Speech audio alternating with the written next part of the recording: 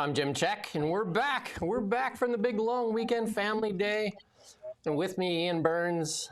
Some people are saying, where were you guys yesterday? And I guess there's a holiday, and Ian's got some young kids. I've got some older kids. It was family day. But we're back in the sunny Okanagan. Beautiful day here. We had kind of got sandwiched on Saturday was absolutely incredible. Sorry, Sunday was absolutely incredible. Monday, snow on the ground. Tuesday, another incredible day. We got the perfect sandwich. How's it out there in the big city of Ottawa? 4 degrees today. So, I mean, we're all sat here in Speedos.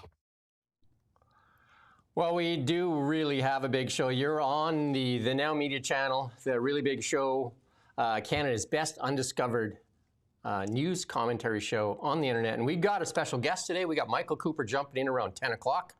And then I believe we have John Carpe on Thursday at 10:30. So we're starting to book guests in, which is great.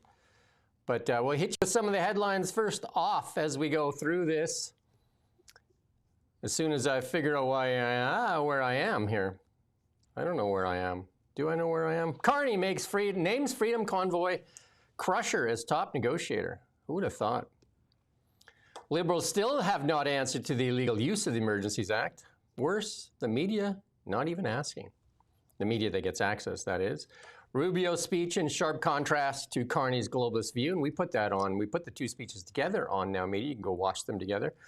Annan finally finds her voice on Iran. Flip-flop forward. Turns up at Iran protest. NDP wants Canada to stand up for communist Cuba. Trump rolls it back. U.S. industry celebrates. Hopefully I'm getting all my mistakes out of the way early on here. Canadian media embarrasses itself once again.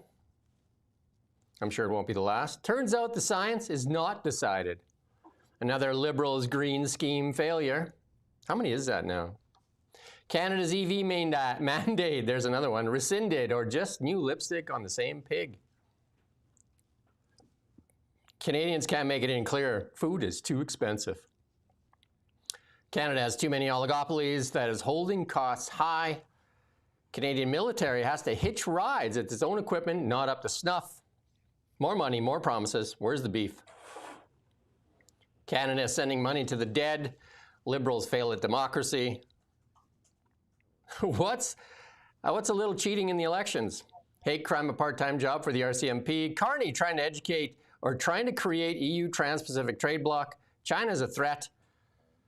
Censorship and social cohesion, the goal of the Liberals. There's a lot of headlines today. We have lots because of the weekend, right? 3-day weekend, so lots of stuff here.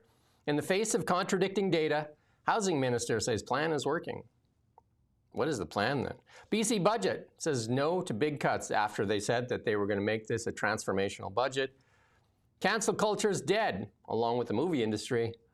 Pierre gets jacked, Ford on coke. How's that for a headline? AOC makes Harris smart. My goal is to get Ian to smirk when we do these headlines. AOC makes Harris look smart. And Australian Finance Minister proves DEI as alive and well.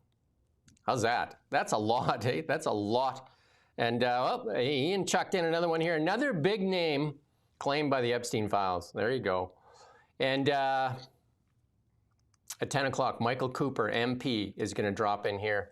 And he's going to be part of the show at 10 o'clock this morning. So thank you for joining the really big show. Lots of good feedback that we got over the weekend. Somebody says, so much informative content. We try to do a lot. We try to bring you the news that matters. We try to bring you the fraud, waste, corruption, abuse. We try to hold power accountable, and we're trying to get more and more people on the show so that you can even ask questions as we're live. And lots of really good comments here. You can show them up on the screen, and you can go find us. Excellent channel, guys. I really appreciate what you're doing.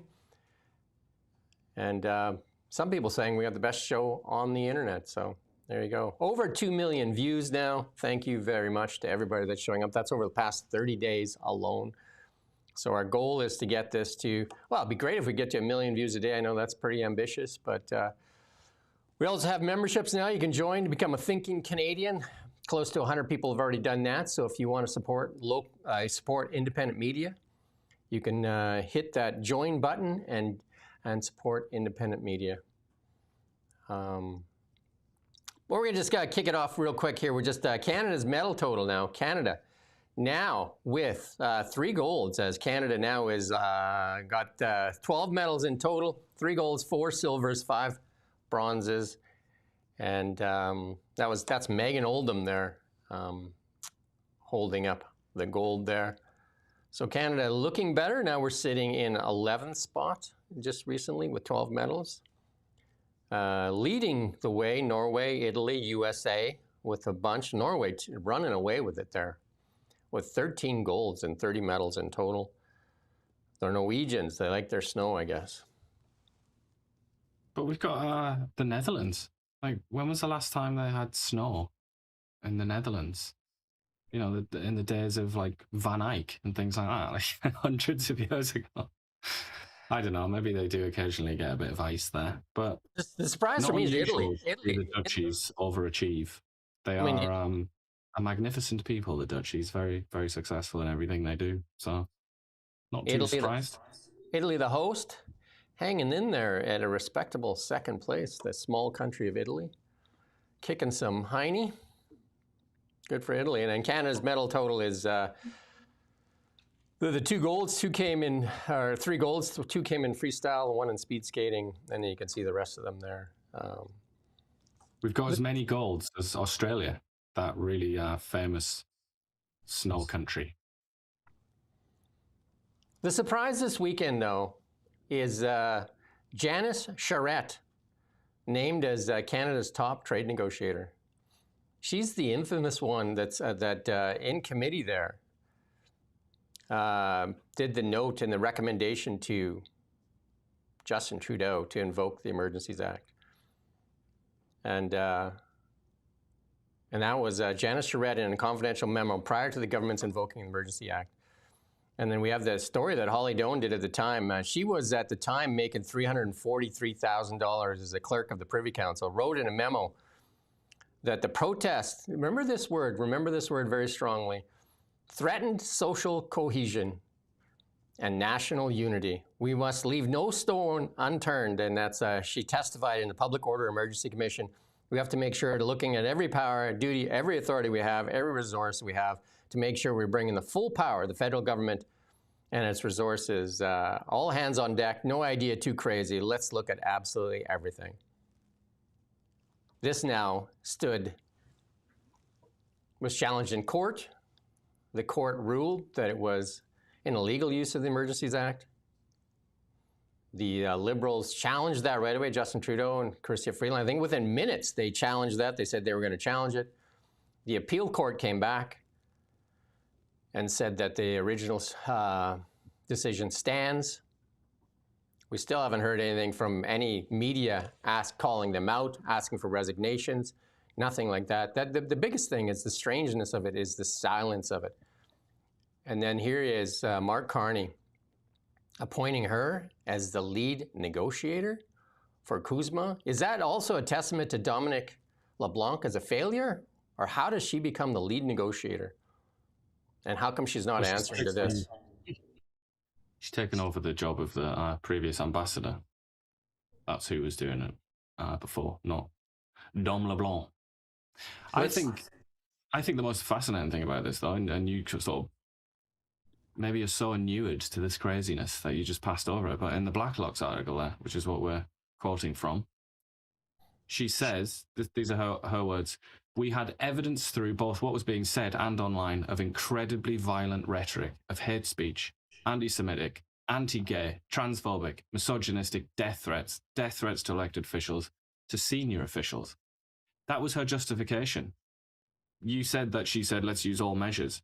That's why. That was her justification for using all measures.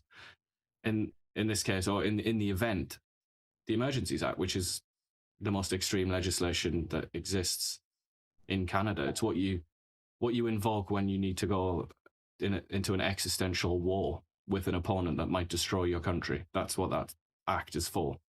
And she thought, this is just an indication, I think, of the progressive mindset. She thought that this list of things that she said that there's evidence that the Freedom Convoy is guilty of, a list of things that you would hear about in a humanities department from a Marxist trained academic? Transphobia, misogyny. I mean, all the like that to me is kind of surreal. That this woman, the chief public servant, she saw what was going on there. By the way, there wasn't really very much evidence of that at all. There was some tiny fringe elements, but whatever, we'll forget that for a second. She saw that and she thought, like Captain Picard, shields up, red alert. You know, arm the torpedoes. Like, this is war now. This is the equivalent of like the Nazis are going to bomb us kind of thing. This is like the Luftwaffe is in the skies. Let's suspend democracy. Because there are some people in downtown Ottawa who they're pretty transphobic, you know, and misogynistic. We got to deal with that. Also, that's precisely the same language used by Justin Trudeau. And Justin Trudeau, when he tried to justify using the Emergencies Act, he used this language, didn't he? The exact language. And it makes me think, I mean, I'm sure he's a clever enough boy to come up with this kind of nonsense himself, but sure this played into his decision and his repeated use of that language. So I just find that very interesting. And then there's one last thing I would add, since they mentioned anti-Semitism, anti-gay and all the rest of it, and threats against violent rhetoric, threats against politicians. What was the sort of year or 2 years of pro-Hamas rallies? What was that? Was that anti-Semitic maybe? Could it maybe have been anti-Semitic? Could you consider that? Was the Emergencies Act invoked? Again, more evidence of who it is that governs you, who they bat for, what they think, whose side they're on. There was no national emergency within the meaning of law. That's from the Canadian Civil Liberties Association, which challenged the Emergencies Act in court. Profoundly disturbing. And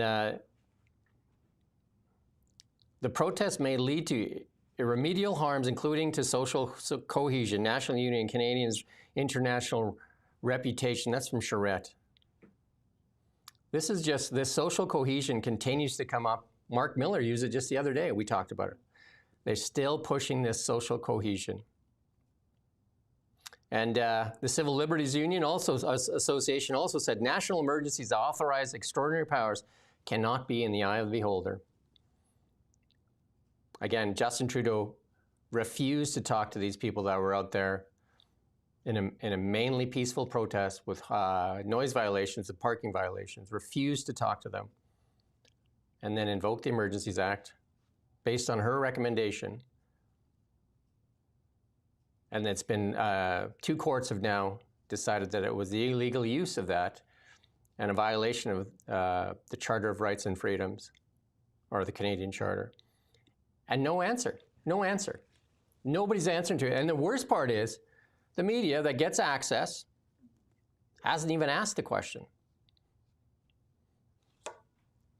And won't, by the way. Here's a little clip from Janice Charette on the negotiating skills of Canada's trade committees. I would not underestimate how the people, Donald Trump and the people around him, are going to use what we're going to see in terms of price impacts, job impacts, as a way of kind of doubling down on, Canada's not our friend, they're taking advantage of us, and now they're taking advantage of you, American worker, American consumer. I think this is a very big vulnerability that we got to get ahead of really fast. I would not underestimate how the people... It's the other clip there, on the other side there. We actually, I think, have amongst the best trade negotiators in the world. And in fact, they've been described to me as ninja trade negotiators for Canada. We have managed to negotiate, trade agreements, 15 different trade agreements around the world. We actually, I think, have amongst... Well, where are they? Where are those trade agreements? Like, they are ninja because they're all in disguise somewhere, or they're hidden. I have no idea. Where are they?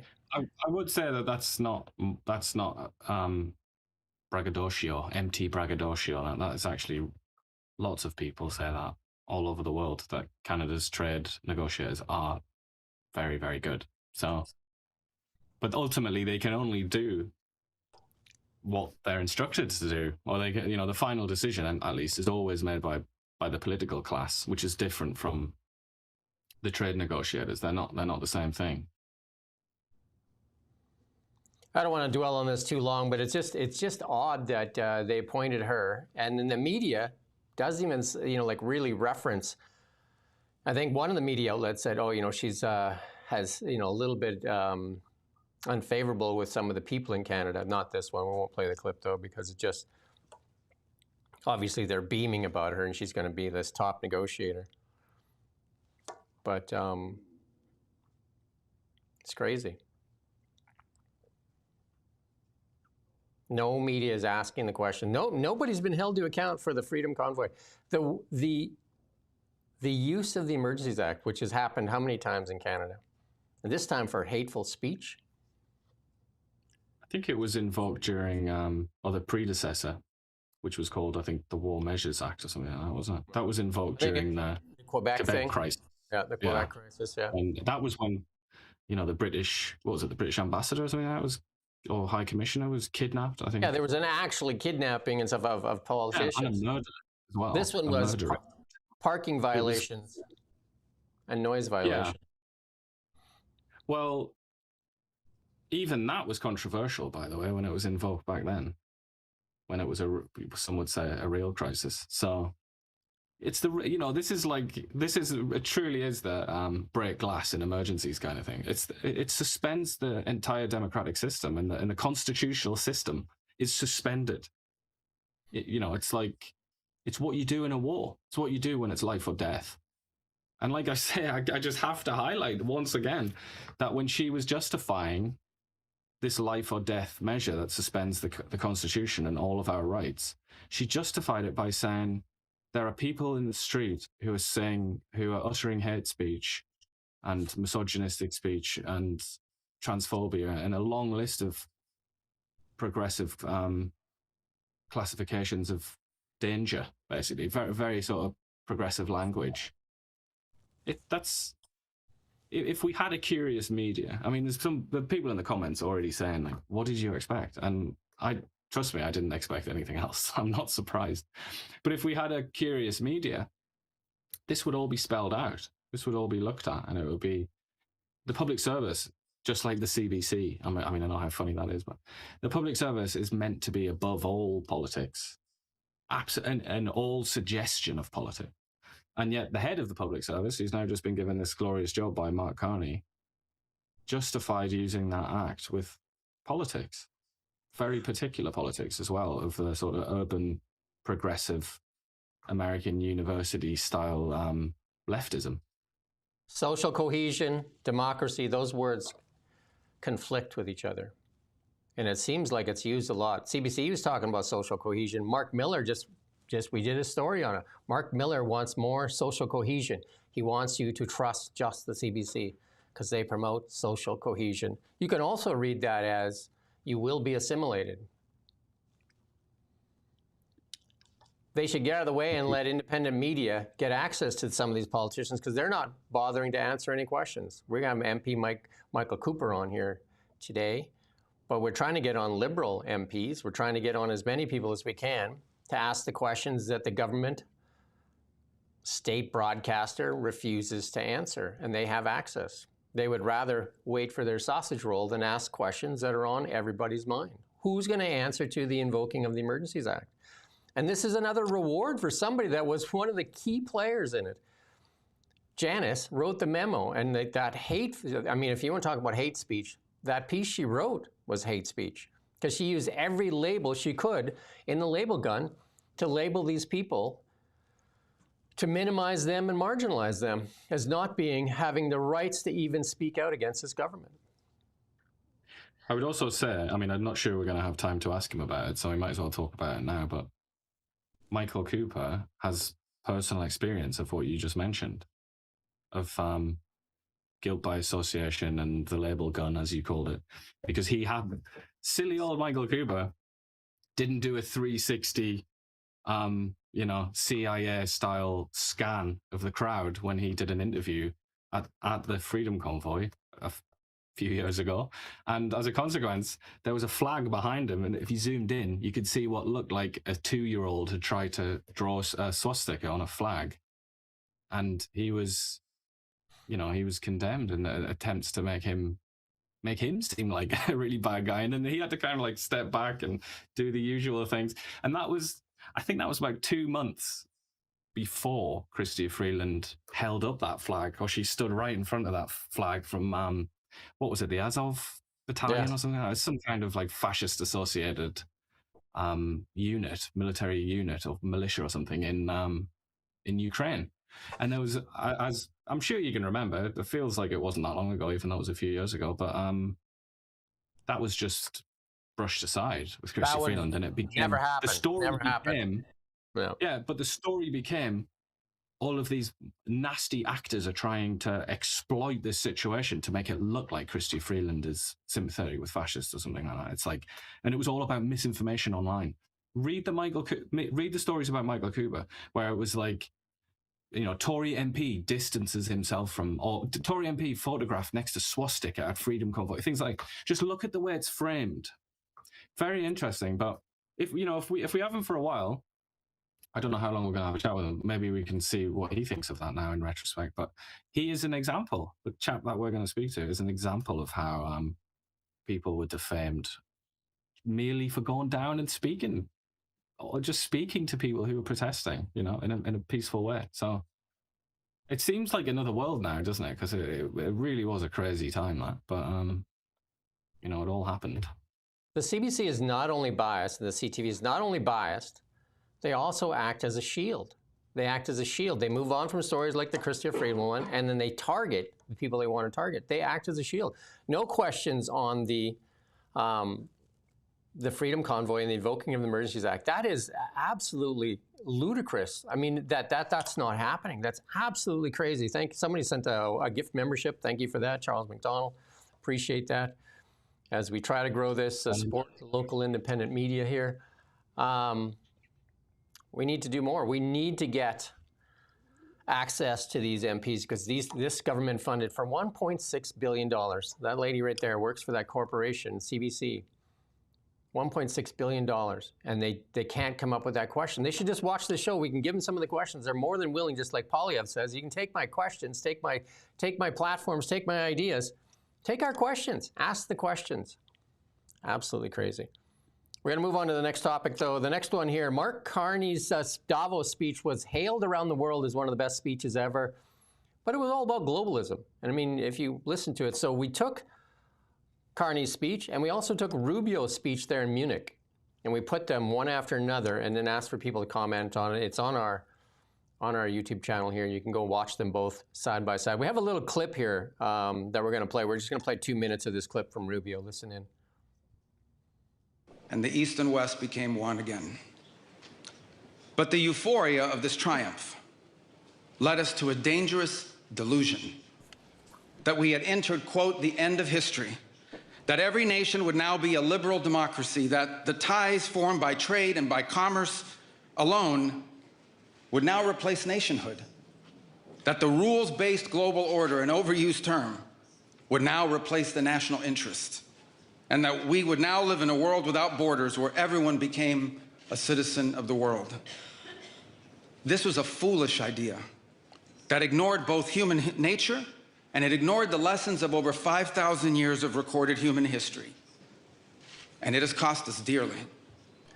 In this delusion, we embraced a dogmatic vision of free and unfettered trade, even as some nations protected their economies and subsidized their companies to systematically undercut ours, shuttering our plants, resulting in large parts of our societies being deindustrialized, shipping millions of working and middle-class jobs overseas, and handing control of our critical supply chains to both adversaries and rivals.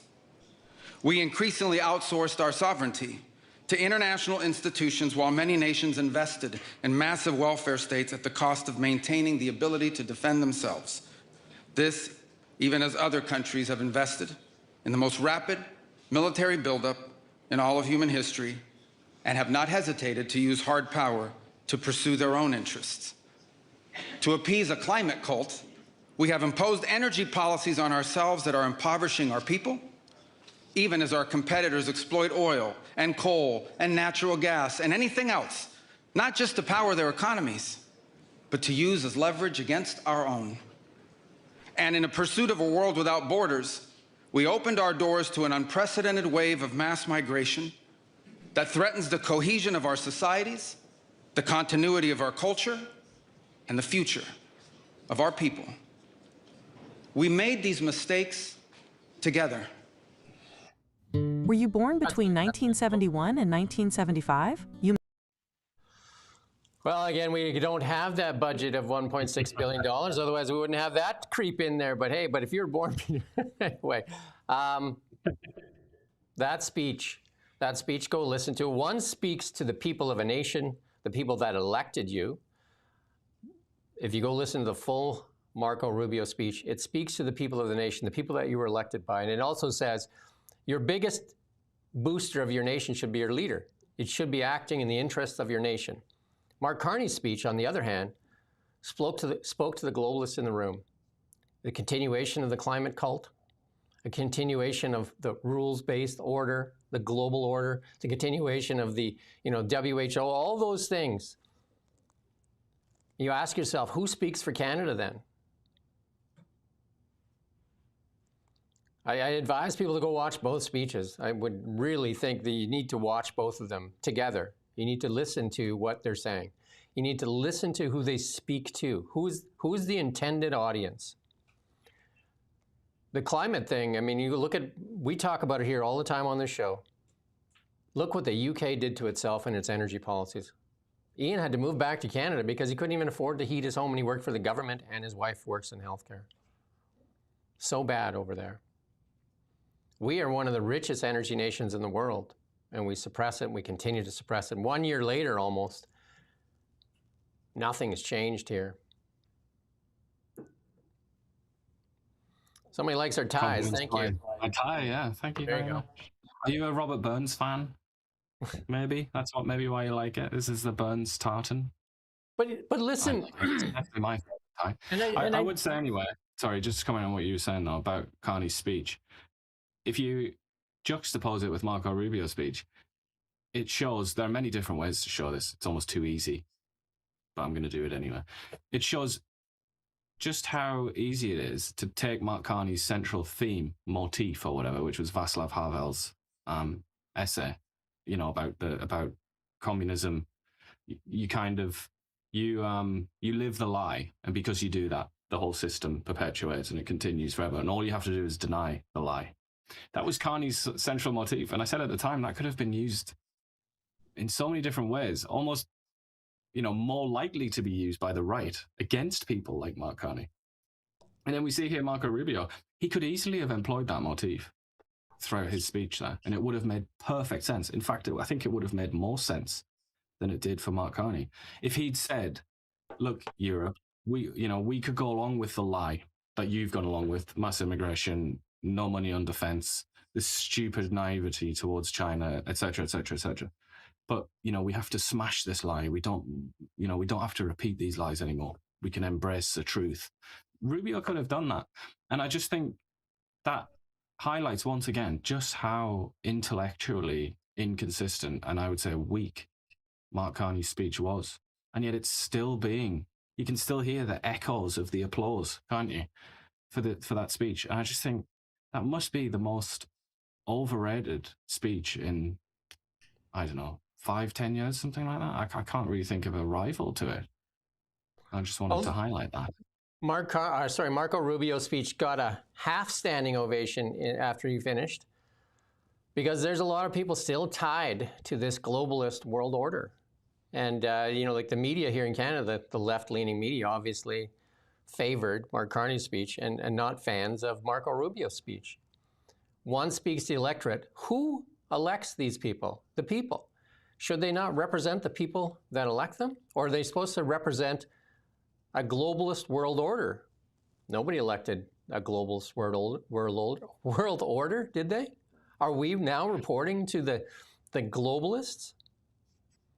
I didn't remember doing that. Carney was elected on a platform of nationalism, wasn't he? If you can cast your mind back to his campaign and the Liberal campaign. So yeah, it was not a campaign based on internationalism or globalism, globalization, whatever. It was very much about Canada. It was a Canada first campaign, wasn't it?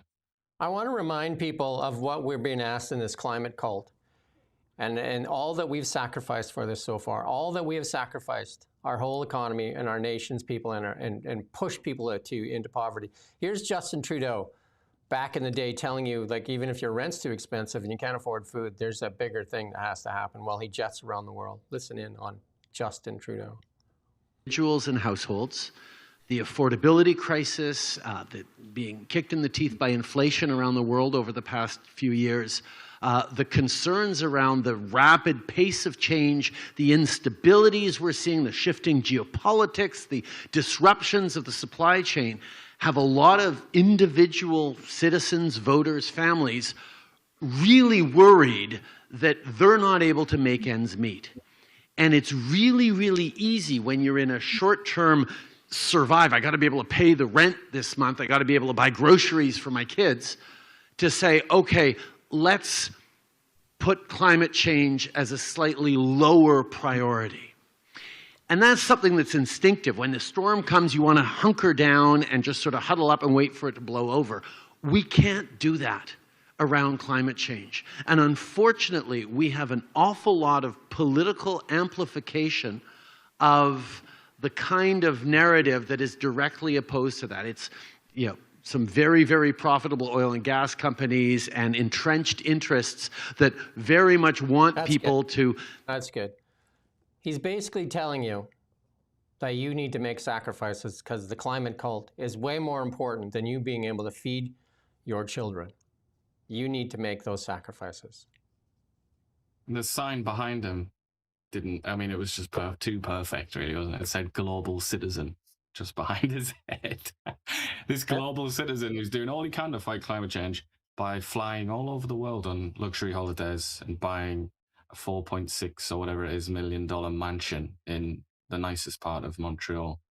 You know, he's doing his part and he earned all that money. Do you know how rich his granddad was? He earned that money, unlike you, you filthy peasant.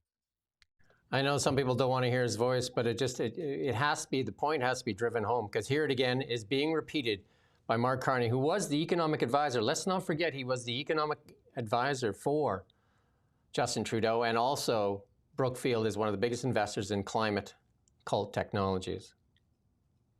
Was elected with a clear mandate to make Canada stronger, more resilient, and more independent. We're pursuing that on every front, building affordable housing at rates not seen in generations, creating one Canadian economy, realizing Canada's full... I think that's the wrong clip. Oh, does it? Anyway. So, it does go on to say that Canadians are going to have to make sacrifices. I'm sure everybody's heard that speech by now, where you're going to have to make sacrifices. We're going to continue to have to make sacrifices. More sacrifices, more sacrifices. Just like him. Look at all the sacrifices that Mark Carney's made. I mean, he's taken all of his investments out of the United States, hasn't he, for example? He has done that, hasn't he? Everybody? How many trips? How many trips so far? How many pipelines? How many projects that have reached fruition? How much? The trips are just amazing. Just like the amount of trips we covered it just, I think, in the last show we did. This one here is finally getting the attention of media because they couldn't ignore 350,000 people in the street. They ignored the Iranian protests here forever. But now here's Anita Anand finally coming out and saying that they want to see a regime change in Iran because it's basically obvious right now. The Americans are negotiating. They also have their military armada parked off the coastline there, that something's going to happen. And in also that's so passive, isn't it? It's like, we'll not open diplomatic relations with Iran unless there's a regime change. We're not going to do anything about it, obviously, because we can't, and we don't like to look mean on the international stage. So we're not going to do anything. But if America gets rid of it, then we'll be very happy about that. And we'll complain as well about how the Americans have violated various international laws. But we'll be very happy about it nonetheless. Why don't we invoke the Emergencies Act on Iran?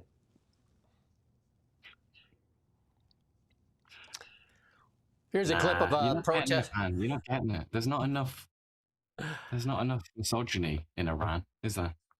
Here's a clip from Vancouver.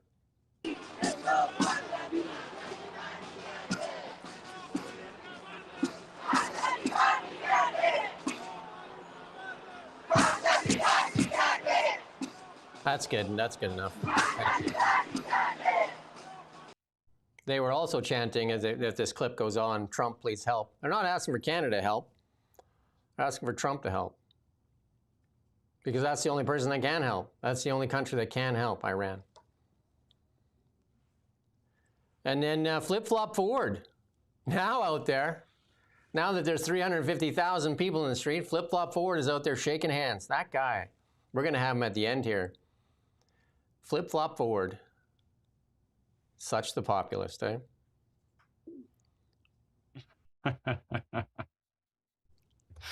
Now, the thing is, folks, I've always been against the Iranian regime. His brazen approach to politics is, you've got to sort of chuckle at it, haven't you? His obliviousness to his own history is just amazing. Just amazing. Like how he just ignores everything he's ever said and done, and just whatever he says today is the new truth. Whatever he said yesterday, that didn't happen. That's flip-flop forward. He earned that. And he wants to be prime minister, according to his daughter, no less.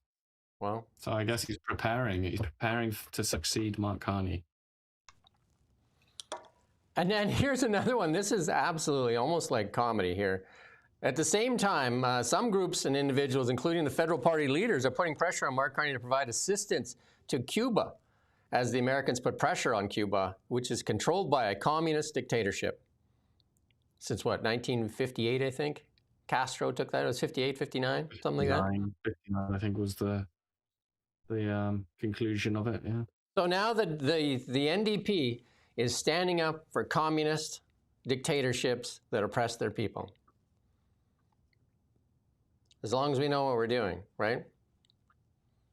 You've got to remember, though, these people, Don Davies, people like that, I would not be surprised if it's true to say of him that he grew up on Noam Chomsky. That was the intellectual nutrition that was fed to people like that, you know, especially people of his generation.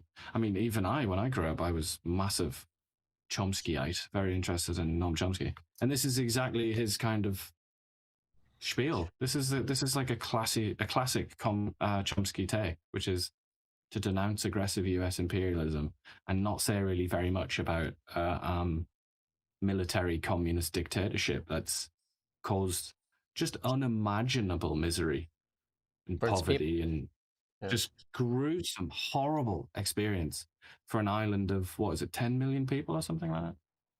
And let's not forget... But forget about that, because it's American imperialism. The real nugget here for Canadians is, and we say it on this show all the time, energy is everything, literally everything. And what the Americans have done is choked off energy. It's choked off the energy. That's all they've done so far. They've choked off energy that they were getting from Venezuela. And Venezuela had a cruel dictator there in place, Nicolas Maduro. Did I say it right? I'm not sure if I'm ever going to get that right. Nicolas Maduro, in CNN fashion. Like a Latino. Nicolas Maduro was surgically removed from Venezuela, and they had Cuban military there protecting Nicolas Maduro because he didn't even trust his own people. And so he choked off the energy supply. So that's how important energy is to a nation. That's why China wants energy. It is the most important thing. And Canada continues to suppress our energy. For what reason? I have no idea. It's as strange as it can be. Meanwhile, save the planet, man. Meanwhile, or benefit the few at the expense of the many with climate technologies. And it's amazing. Mark Carney said it himself, that we're going to make a lot of money with this climate technology. And this one here, this biased piece of journalism, as Trump rolls back all the climate stuff, he rolled it all back. The industry celebrated in the United States, but look at how CTV frames this. Just watch their framing of this, and look at the visuals they use. Watch this. It's the wrong link. See if you can find it there. But you can play the coal one while you're looking for that one. You can play, this is, you can play the coal link there. No, this one here. That one there. You can play that one while we're waiting for that. Let's see if you can find that one. I'm sure I had that somewhere. Most important people here today are those who get their hands a little bit dirty to keep America running at full speed. Our frontline co-workers. My name is Kayla Blackford. I work. Well, we got a bumpity bump there, but yeah. So that's the coal industry thanking Trump because he revived the coal industry, rolled everything back. And if you can find that CTV clip, that'd be great. But that's about the Environmental Protection Agency, isn't it? Revoking this idea that it gave them certain kind of jurisdiction, didn't it, over lots of rules. And they basically made it a national emergency, and they could put in any kind of rule they wanted.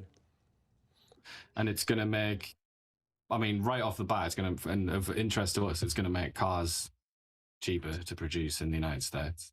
So that's very interesting.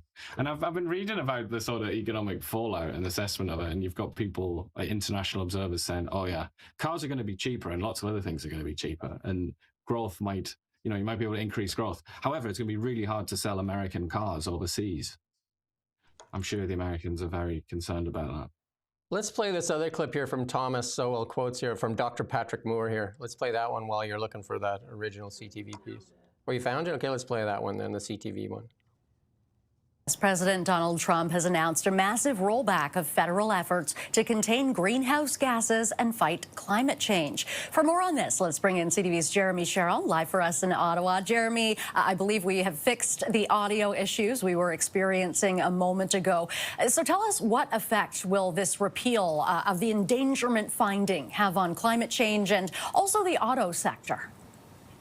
Yeah, good morning, Renee. Look, I think this endangerment finding underpinned all of the climate policies, emissions, regulations that existed in the U.S. And so the answer to your question is it will have a significant impact on both of those things, climate change, the environment, but also the auto sector. It will immediately have an impact on the regulations that exist and the emissions caps or the emissions regulations that are in place for not only the auto sector, but for industries across the board. When we're talking about power plants, oil and gas industry facilities, this is the U.S. government backtracking on that ruling that really underpinned all of those policies. When it comes to the auto sector, it also means that it will change the way vehicles are manufactured and built. What we heard from the EPA, the Environmental Protection Agency, yesterday, and from the administration, is that their intention is that this will reduce the pressure on the auto sector to electrify. So likely we will not see them push forward with lower emissions vehicles and electric vehicles that can sometimes be more costly to manufacture, but rather they'll stay the course with, regular combustion vehicles. So there will be a significant impact here, but there's also been a lot of reaction and pushes to challenge this right away. Right. Tell us more about that, Jeremy. What kind of response? That's good. So one-sided piece. Is this getting? One-sided piece, all the visuals they use. All that smoke and like, that's what it's like. You're walking around in America and it's just like Victorian London, just like, oh, there's smog everywhere. And let's not forget when he said, and they're still going to be pushing combustion engines with such distaste, eh? It's like, I don't know, man, like wild. That thing that literally keeps that guy alive, literally him. He is alive right now because of combustion engines, but he still spits the words out of his mouth, doesn't he? It's not even EV. What a biased piece that was put out by CTV. And here it is. All the sacrifices we've made. Canada not on track. We did this on Friday. Not on track to hit any of the targets either. So all that for what? For what? And even if it did work, like Ian says, it doesn't matter anyway.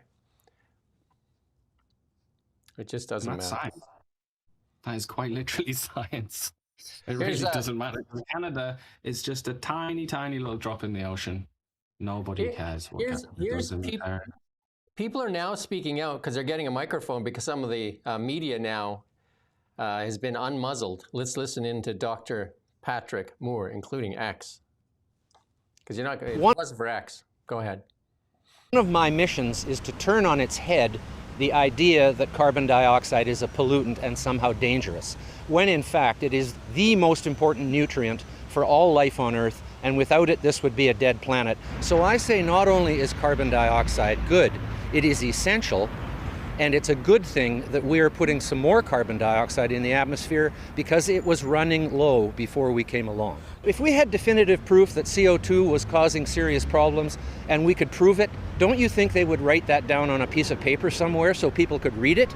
They don't have definitive proof, period, in science. I'm a student of the philosophy and history of science, and I know that the scientific method has not been applied in such a way as to prove that carbon dioxide is causing the Earth to warm.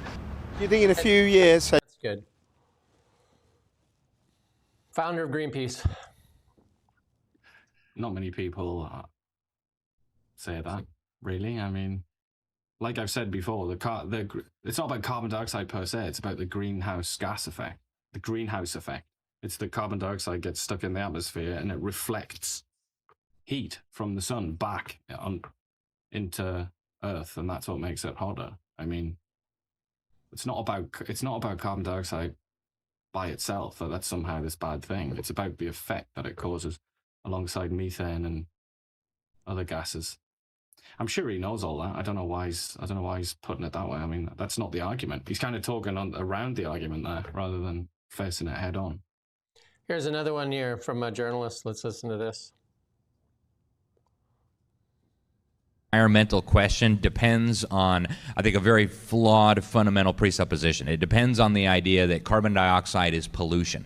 And I would argue, after interviewing hundreds of scientists, including many who've worked for the UN IPCC, many of the leading scientists in the world, that the notion that CO2 is pollution is absolutely preposterous. We exhale about 2 pounds of it every single day. The proportion of greenhouse gases made up of human CO2 emissions is a fraction of 1%. The idea that that is going to destroy the planet or change the temperature of the Earth is, frankly, in my opinion, totally ludicrous. But from a totalitarian perspective, if you can convince people that CO2 is pollution, there's no human activity that doesn't result in CO2 emissions, including living, including dying, turning on a light switch. Every single aspect of your life, then, if we submit to the idea that CO2 is pollution, then comes under the regulatory control of the people who claim to be saving us from pollution. So when they do these environmental studies and they say, well, your CO2 footprint will be smaller if you eat bugs or you do this, that, or the other, you drive an electric car, that doesn't show anything about whether that's going to benefit the environment or not. In fact, CO2 has actually been very beneficial for the environment. In interviewing Trump's climate advisor, Dr. William Happer, a physics professor at Princeton University, he said the Earth is starving for more CO2. And since we've had a little bit of an increase in atmospheric CO2 over the last 100 years or so, plants have gotten much greener, agricultural yields have improved. So I think we need to also talk about the fundamental presupposition here. Is CO2 really pollution? If it's not, then all these alleged environmental benefits are completely fictional. Yeah, before you go, the other thing that that works really well for these world or globalist organizations, it gives them more power because they're saving the world. So that's why we need a globalist kind of like overview and not just, each country doing their own thing. So if we give our freedom and sovereignty over to the globalists, that will now save us from ourselves. I think it's undeniable that it's being exploited by some people for that exact reason, but I'm still not quite sure what point he's trying to make there. It is true that increased CO2 levels in the atmosphere is, thought to have caused a greening of the Earth. That's very mainstream, ordinary sort of science. But when he's talking about, he said CO2 is not pollution. Yeah, that is wrong. It's a wrong way to look at it. But again, he ignored the greenhouse gas effect. I mean, like I said, to believe this, what he seems to believe, which is that it's completely harmless, there is no greenhouse gas effect. To believe that, you have to also believe in such an extraordinary, conspiracy. And I don't think people are talented enough to pull that off, frankly. I don't think that you could possibly get every single just about scientist on the planet to acknowledge that the greenhouse gas effect is something real that you can literally recreate in a little glass jar. I've seen it done. You can just recreate it in a jar. I mean, nobody denies that the greenhouse gas effect exists, pretty much, except apparently this guy. But I think some people get so frustrated by a lot of the alarmism and the falsehoods and the misinformation and the exploitation of this issue in the interests of having power, gaining power. I think they get so angry about it that they just sort of throw the whole thing out the window. They don't want to accept any point of it. What's every single point of it? And I'm not sure how productive that is. Prefer to stay at least. I prefer to keep at least 1 foot in reality myself. Well, what I do know is that we've sacrificed our energy and our prosperity and our economy for Justin Trudeau's and the Liberal Party's climate agenda that benefits Mark Carney and Brookfield. Meanwhile, Norway has been growing its $2 trillion oil empire. We've shared this so many times. They have a massive sovereign wealth fund, all built off of oil and gas they sell to other people. No business case. Looks like I mean, you don't have to even take grade 9 math to recognize that that's a business case. I don't know. Ricky from Trailer Park Boys would have recognized that that looks like a good investment. Do you know what I mean? Like, they might have taught this in grade 6. It goes beyond that because they also have lots of hydro. That's how their economy is blessed in loads of ways. Their geography, same as Canada.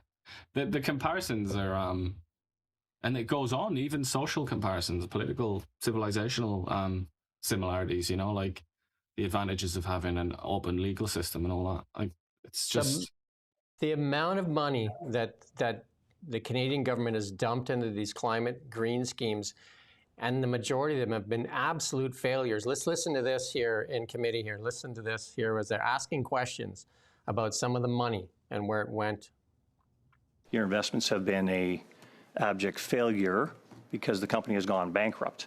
So $50 million of money from the Strategic Investment Fund went into Lion Electric, along with $140 million of money from the government of Quebec, to a company that quickly did a pump and dump, and the president took out $33 million and put it in his own pocket just before the company went bankrupt. To suggest that this is a success as far as your electric vehicle strategy goes, electric bus strategy, would be a stretch, wouldn't you say? No. So the question is, effectively, has this been a success as far as what you've shown in zero electric buses? Thank you. So on fleets, just the question conflates two things. So just to be clear, we have no loans to Lion Electric or investments in them. Our loans are to the owners and operators of electric fleets, municipalities, municipal transit corporations, private bus, school bus operators, for example, so that they can accelerate their transition from diesel to non-emitting fleets. Thank you. Well, let me point out that in the Lion Electric vehicles were pulled off the road because they were catching fire. The last thing I want to put my kids on when I send them to school is a bus that catches fire. Our investments in electric fleets continue to be viable investments, and we intend to collect. To the president of the Canadian Infrastructure Bank, that Lion Electric went bankrupt. So any money that was going into their taxpayer money that funded the acquisition of these vehicles is effectively nil at this point in time. And I'll pivot here, if you don't mind, Mr. Corey, because there was actually an arrangement made behind the scenes with Lion Electric vehicles, which included a bank syndication with Bank of Montreal. BMO is one of the signatories on there. Interesting there is that BMO, Bank of Montreal, has an arrangement with Export Development Corporation to make sure that they never have to suffer any losses on their loan portfolio. So effectively, it is the people of Canada underwriting bad investments that are facilitated by your organization. Mr. Corey, back where we were. That's good. The issue.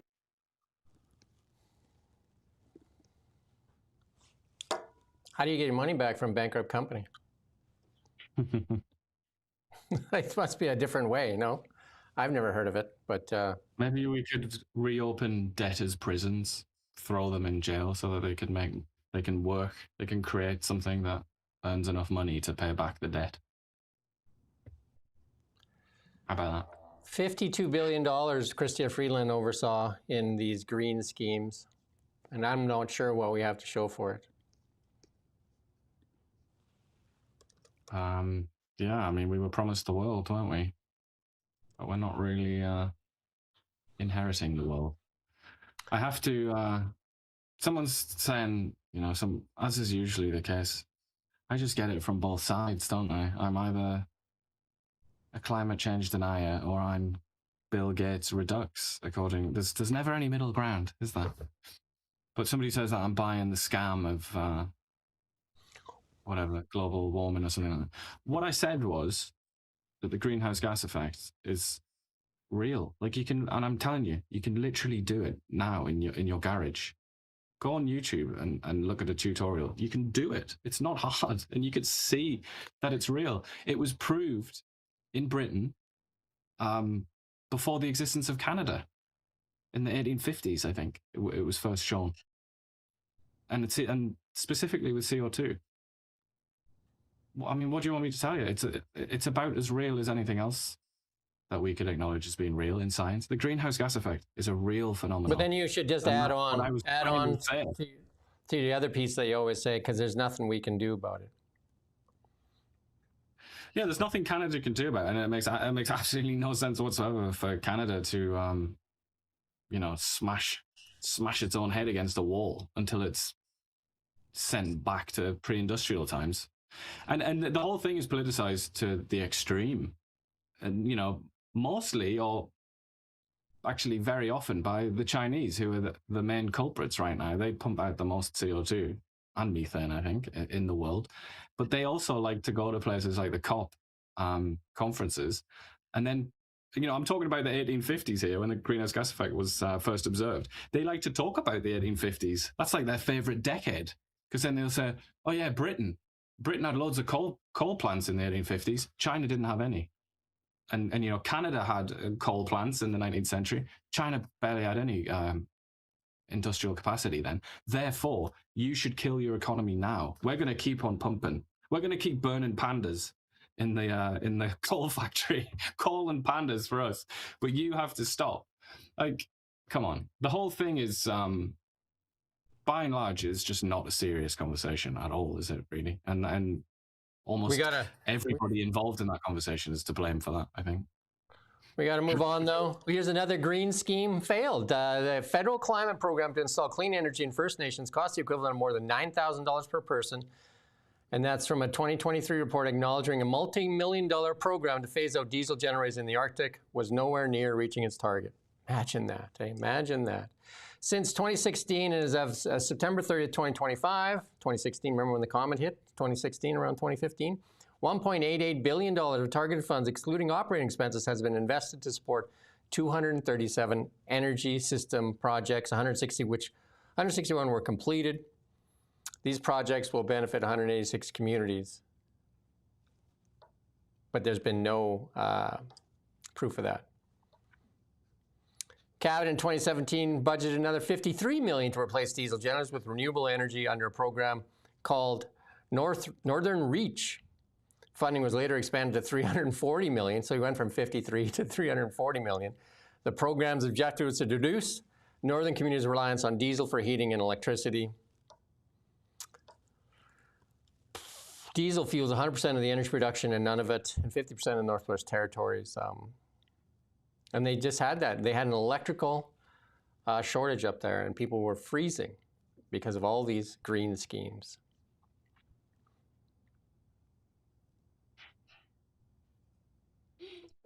Great, isn't it?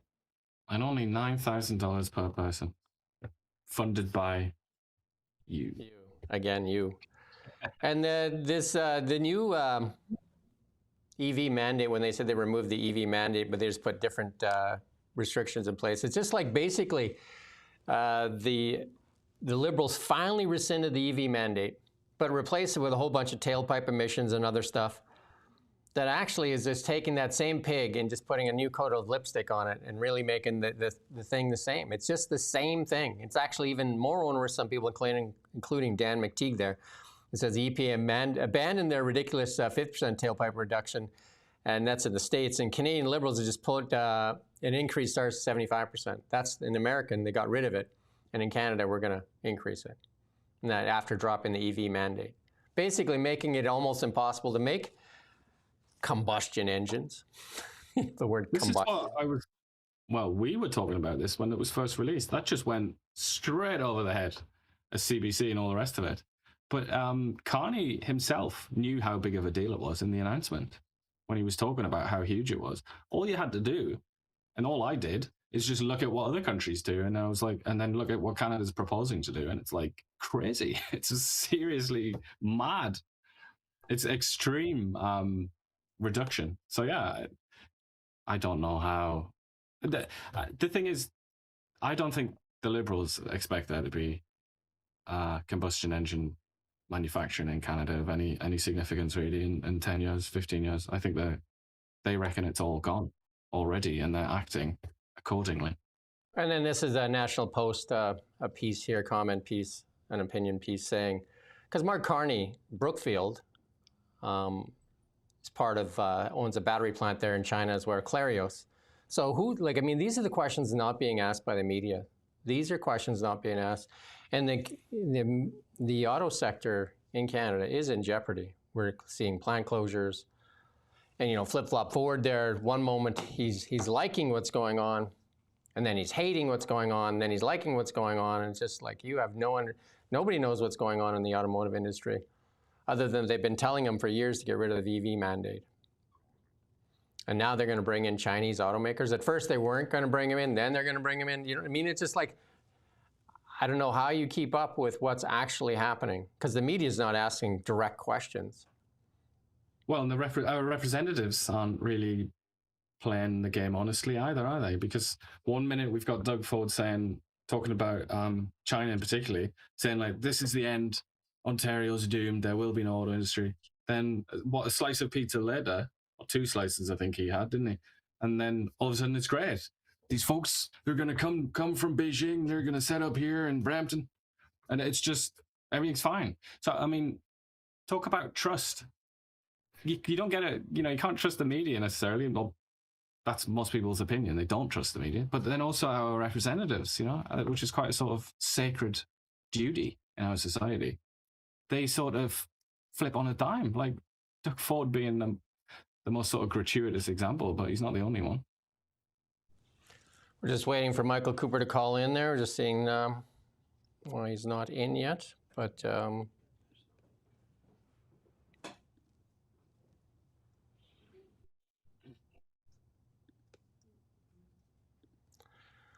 big story, though, is food inflation, right? Food inflation, and it is now the #1 thing that people want to talk about. The priority for Canadians. It's food, the cost of food.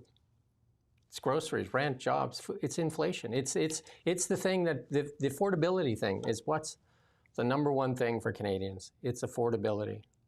In Canada, this is the food professor put this out yesterday. Food inflation data it's coming out today now. This is from yesterday. And Canada was at 6.5. That's what it expected, but it blew that target out of the water, didn't it? Yep. And so it was a bit Statistics Canada, a little bit cheeky the way that they did it, because they have food as one category, but they also split that into restaurant and groceries. And they gave, if you look at the document that they released, which is like an HTML page, they include both of those. Let me see if I can find it. So they talk about, I can't find it. But anyway, the restaurant one is a lot higher than the grocery one. Grocery one is still very high. But then you click on their category of food, you have to go into a separate page. And that's where they reveal that the overall annual increase in food prices as an overall category is 7.3%. in January versus. Actually, no. It's not annual. Oh no, it is. Sorry, it is annual. Yeah, it's annual plus a month. But yeah, 7.3%. But they hide that away. I'm very unhappy with them doing that. Yeah, because it's an embarrassing number, 7.3. So it was 6.5. Now it's 7.3. And the food professor said, he was expecting it to come in high. And not that high.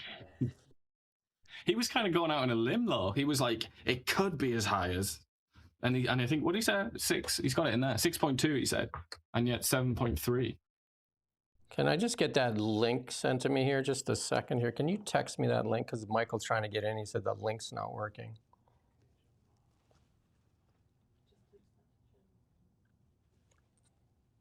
Sorry, we're just checking this here. Yeah, so 4.8% is how they listed groceries, but they failed to include other food, like restaurant prices. There you go. I think Michael Cooper just got in here.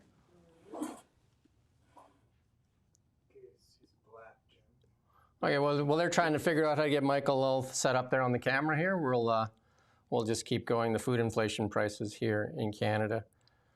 Maybe it's perfect time for Michael Cooper to go. Oh, that's Ian. We got Ian. So again, we're short on the budget here, but we're going to get him in here in a second here. We'll ask him, how they can change this.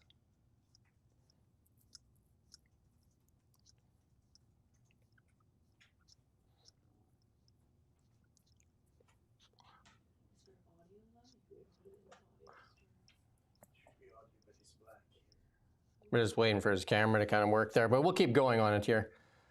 So yeah, sorry, I've got more stats here then. So food purchases from restaurants, 12.3% increase.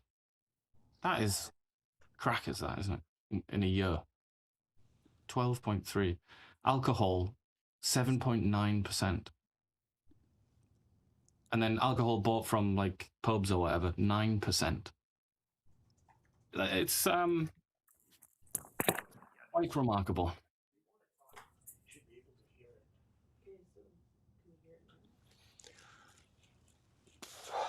Well, we're struggling away here, but let's put up the other chart there of all the other inflationary items there. There you go. Maybe, Ian, you can go through some of those. Yeah, well, a lot of that looks sort of quite moderate, doesn't it? But food is the one. You can't see past food.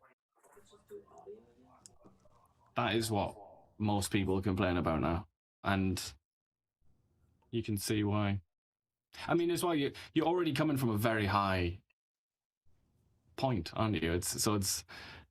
You're looking at 7.3% on top of already very high prices. It's the relentlessness of it. And then Sylvain Charbois, the guy who predicted slightly lower food inflation, he said it's going to get worse. His prediction is that it's going to get a lot worse this year. Are we going to try and bring him in, or? Yeah, but we just have audio right now, so. Maybe put up an image of Michael Cooper then. Michael, can you hear us? No.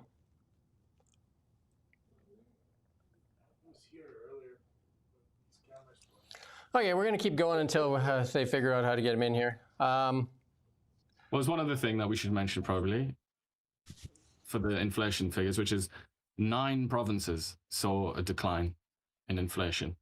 And the one province that saw an increase was British Columbia. And they blamed it. I'm very interested in this. Some PhDs are going to have to be written about this, because they blamed, once again, not for the first time, and I'm sure not for the last time, they blamed the Taylor Swift concert, because that created this like base year effect, because everything just was distorted in such a crazy way, like hotels, by the Taylor Swift phenomenon. So Taylor Swift is now like a subject for serious economic discussion, I think.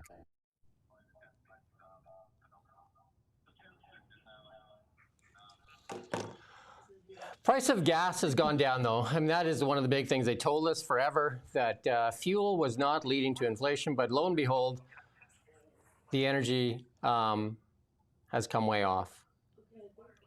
Do we have something? Sorry, we're a little confused here. Can I say something? He's here, but he's not. Hi, Michael, can you hear us? No.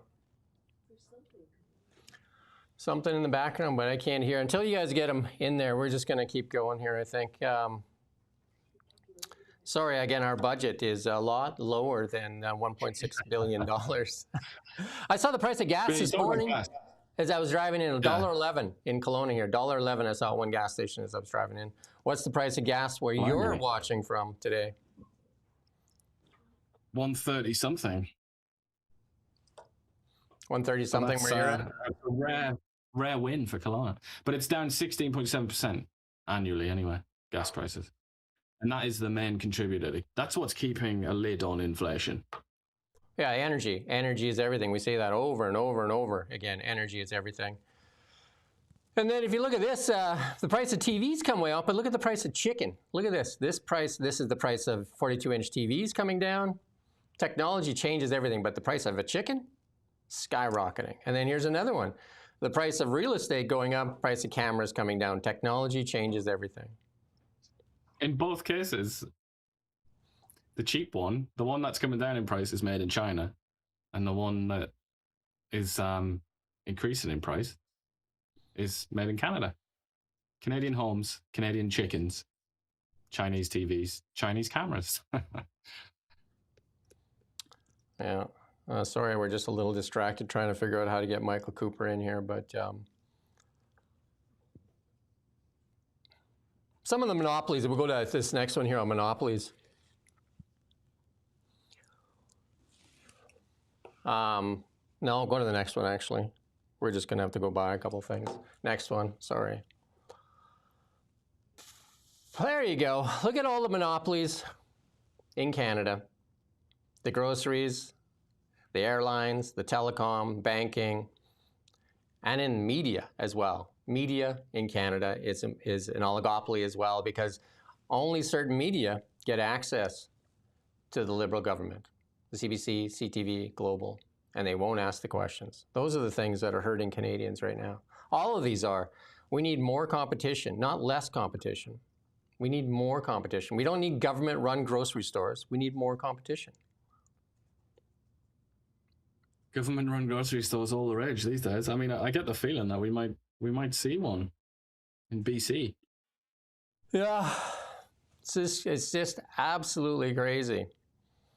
I think he's trying to call in here. It might even just be audio today, but trying to get something to work. What's that?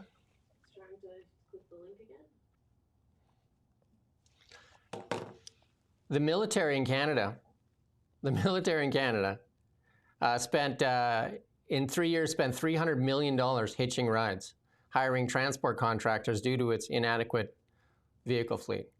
How many times do we talk about this? Underfunded, under-equipped, undermanned, underpaid. A total of 203 separate contracts were approved. A total of $280 million spent on transport contractors between 2022 and 2025. Suppliers were hired quickly and efficiently when needed without the usual constraints of standard contracting limits. Shortage were acute in air and sea operations. Transportation services are contracted out as Canadian Armed Forces does not have sufficient airlift resources to support ally exercises, nor their own ships that are able to move cargo. Failed. Auditors examined a tenth of contracts at random, found numerous irregularities. Of 22 transportation contracts that were reviewed, 20 had missing or incomplete documentation. I mean, we need more auditors, obviously, that work there, because that's all they're doing, is finding failure after failure after failure. Auditors examining a tenth of the contracts found numerous irregularities. The latest report confirmed a 2024 audit that found the military relied on contractors for routine work like Operation Nanook, the annual summer Arctic exercises by the Canadian Armed Forces, $9.9 billion annually for Arctic exercises. The majority, $6.5, went to contractors. And this is the country that wants to open a consulate in Greenland. We don't even have our own transport. I mean, how much the world look at what we're doing here. When we talk about our NATO expenditures, maybe we're going to have to reschedule Michael Cooper. I'm not sure. Like into, you can try this here. Here's my phone. You can just chat with him there. It's not working. Somehow we're not being able to link him in. Maybe trying to get him in on a live show is not going to work. Maybe we're going to have to do a separate interview. But just think about that. Our military doesn't have like the cargo ships, doesn't have not enough on airlift, and just even like moving vehicles around. Of 102 Arctic airfields, less than 48% can be used by the versatile CC-130 Hercules. Additionally, only 13% of Arctic airfields can be used by the CC-177 Globemasters. These limitations, mostly due to insufficient runway lengths and having gravel runways, can only accommodate certain planes. We can't even land on our own runways. Who's running this? We're going to spend $80 billion more on defense, and I'm sure that'll all be spent very prudently, and it'll all be above board and wise. Well, here you go. Liberals announced a big military procurement and promise another 125,000 jobs. What's been going on for the past 10 years? And he's due to announce this with $6.6 billion, reportedly promising prioritizing equipment made in Canada. The Liberals are claiming they will create 125,000 jobs. What's getting done? Like that last piece there? Well, looks like we might have something here. Yeah, can you hear me? I can hear you. Hi, Michael. Hi, great to join you. I apologize about the technical issues on my end. So we only have you by audio, I take it then? It looks that way. We're having some difficulty with the camera. Okay. I'm Jim, Jim Check. We got Michael's picture we're going to put up there. And with me is Ian Burns. We were just talking about food inflation. We just want to touch on that a bit. The number came in very high. Well, the number was 7.3, Ian? That's right, for food, yeah. Food inflation coming in at 7.3. I've heard you speak in Parliament there, talking about how we can get the price of food inflation down. Why don't the Liberals get rid of the food packaging tax, the industrial carbon tax, and the clean fuel regulation tax to kind of bring down the cost of food? Well, that would be common sense, and that would have a meaningful impact in reducing food prices. Look, 7.3% is a huge number. We're now the food inflation capital of the G7. And when you look at food, 80% of it is produced in Canada, or 70%, I believe, 80% of processed foods. So it indicates that we have a problem with the industrial carbon tax and these other taxes that the Liberals have imposed that are being passed on to Canadian consumers who are struggling at a time when we face an affordability crisis. They told us forever that the carbon tax didn't contribute to food inflation. And then when they removed it, they told us that, lo and behold, look at that, what we did, and food inflation, or inflation has come down. And yet they're making the same argument for the industrial carbon tax. Does it seem like you're stuck in a like a catch-22 kind of like old movie or something? Well, I think the challenge is that a lot of Canadians don't understand what the industrial carbon tax is. With the carbon tax, the consumer carbon tax, everyone could see it, everyone could feel it. And that by the end, the Liberals really had no choice but to scrap it because there was overwhelming opposition to it. It kind of reminds me of the old manufacturer's sales tax and the GST. The GST replaced the MST. Most Canadians didn't really know what the MST was, but as soon as the GST was imposed, there was enormous opposition. Well, in some respects, this is the same sort of thing, where you had a consumer carbon tax that everyone could see, and now we have this hidden industrial carbon tax that consumers can't see. But at the end of the day, it is a tax, the same type of tax as the consumer carbon tax, that is a tax on farm equipment, fertilizer, food processors, and so on, that is all contributing to increasing the price of groceries for Canadians. We want to talk a little bit about China with you too. That's why we had you here, and we'll come back to some of that other stuff when Michael Cooper leaves us here. China, you've raised lots of concerns with conflicts of interest there with Brookfield, and also now with this security deal that's going on with China. Why isn't the media asking these questions of Mark Carney and the conflicts of interest, especially on this joint policing? Can you just explain a little bit of that to us? Well, this law enforcement cooperation agreement should set off alarm bells. The government entered into an MOU with Beijing's Ministry of Public Security to enhance so-called law enforcement cooperation in areas of information sharing in areas that would include money laundering, transnational crime, corruption, narcotics trafficking, money laundering, and so on. On the surface, you could say, well, that makes some sense because fentanyl is flooding our streets. There is a real problem with money laundering, a lot of which is tied to China. But at the end of the day, we are not an equal partner with Beijing. This is not a regime in terms of that we're dealing with that operates under comparable legal constraints. They don't respect the rule of law. They don't have an independent judiciary. There is no due process. Instead, what we have is a regime that uses law enforcement to advance the interests of the Chinese Communist Party. This is a regime that regularly mixes so-called law enforcement with intelligence gathering and political repression.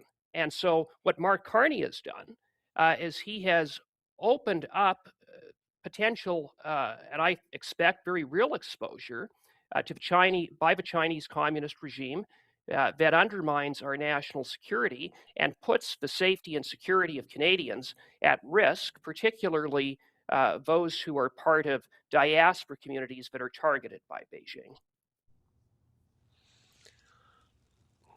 The big question for us is, like, we try to get like liberal MPs on here, cabinet ministers, including Mark Carney. We can't get access, and the media that gets access, the CBCs, the CTVs, and the Globals, they don't ask the questions that seem very, very obvious to many. How can we get access, and how can the Liberals be held to account if they refuse to take questions from independent media? Well, it seems like the Ottawa Press Gallery, more often than not, just wants to carry the water of this government.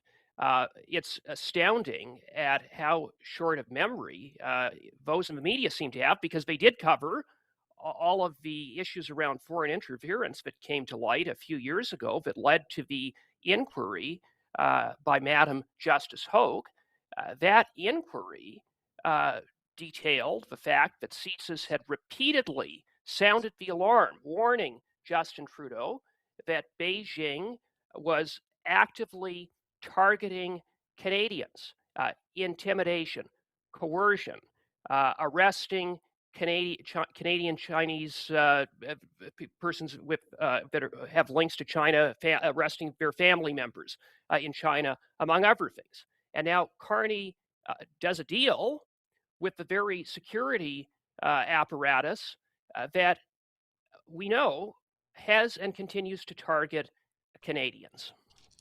I mean, it's if we're going to cooperate with China on anything, about the last thing we should be cooperating with PRC on is matters of law enforcement. Ian? Yeah. Hi, Michael. You are a friend of Taiwan, aren't you? I believe, and I'm looking at your history as an MP.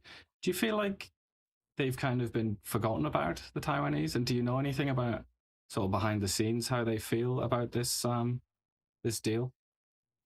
Well, they have been forgotten because we had an agreement, a trade agreement, a framework agreement concluded in March of 25. It hasn't been signed. And Mark Carney has been completely silent about Canada's bilateral relationship with Taiwan. We saw just in the lead up to Carney going to Beijing when he struck the so-called joint partnership with Beijing, Liberal MPs who were on a delegation in Taiwan who were sent home. So I think that speaks to sort of the view of the Carney government, one of working now to cooperate with Beijing. It's going to be an exploitative relationship. That has always been the case whenever we deal with Beijing. But as a consequence of that, it seems that Taiwan and our bilateral relationship is being not prioritized, quite the opposite by the Carney government, and it's concerning. Yeah.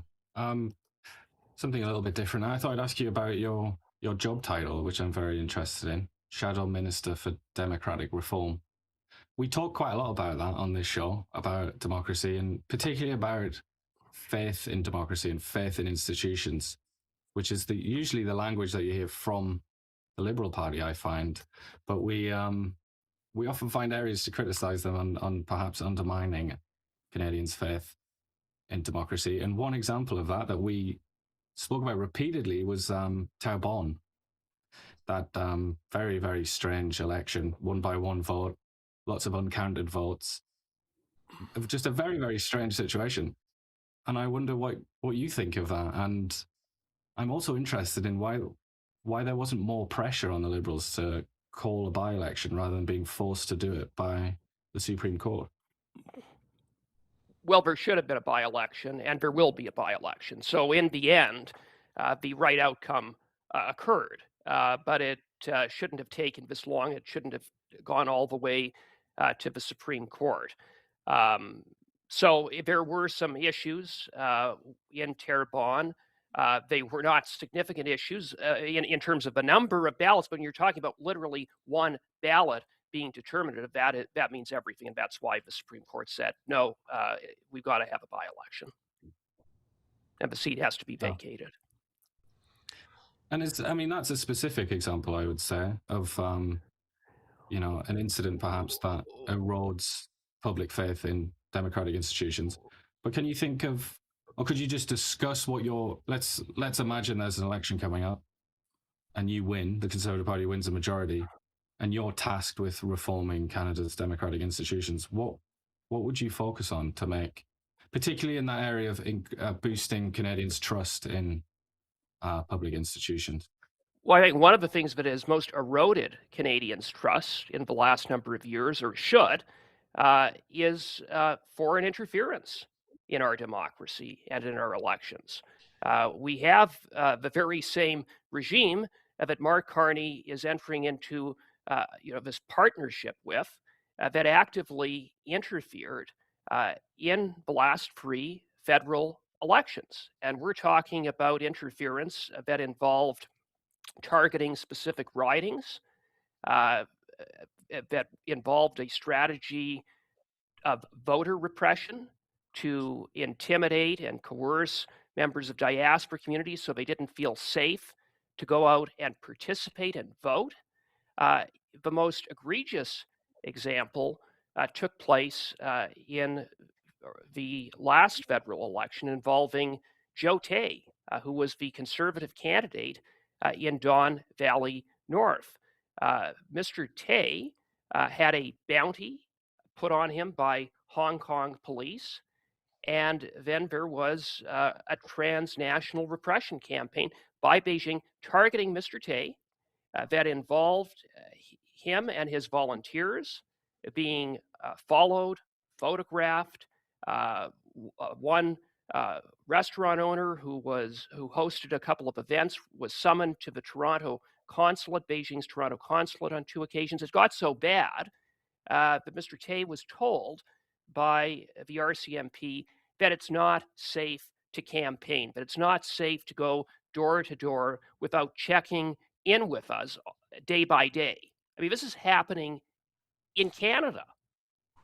And it seems that the response has been one of more or less, by the government, by the Liberals, of shrugging their shoulders as if this is no big deal.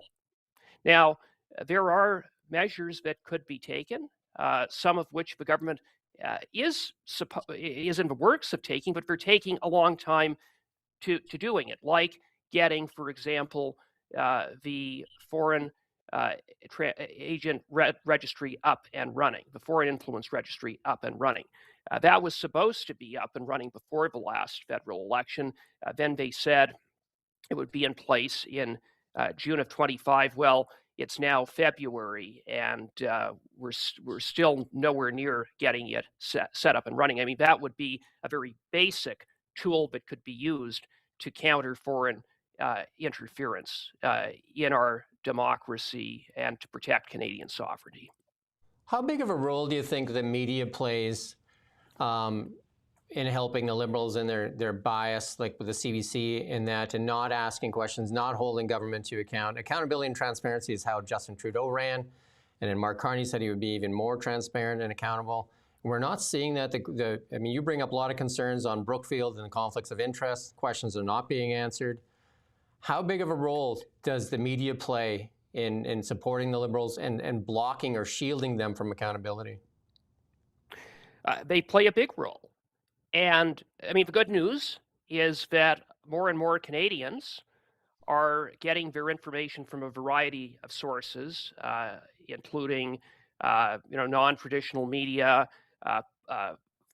platforms on social media, etc.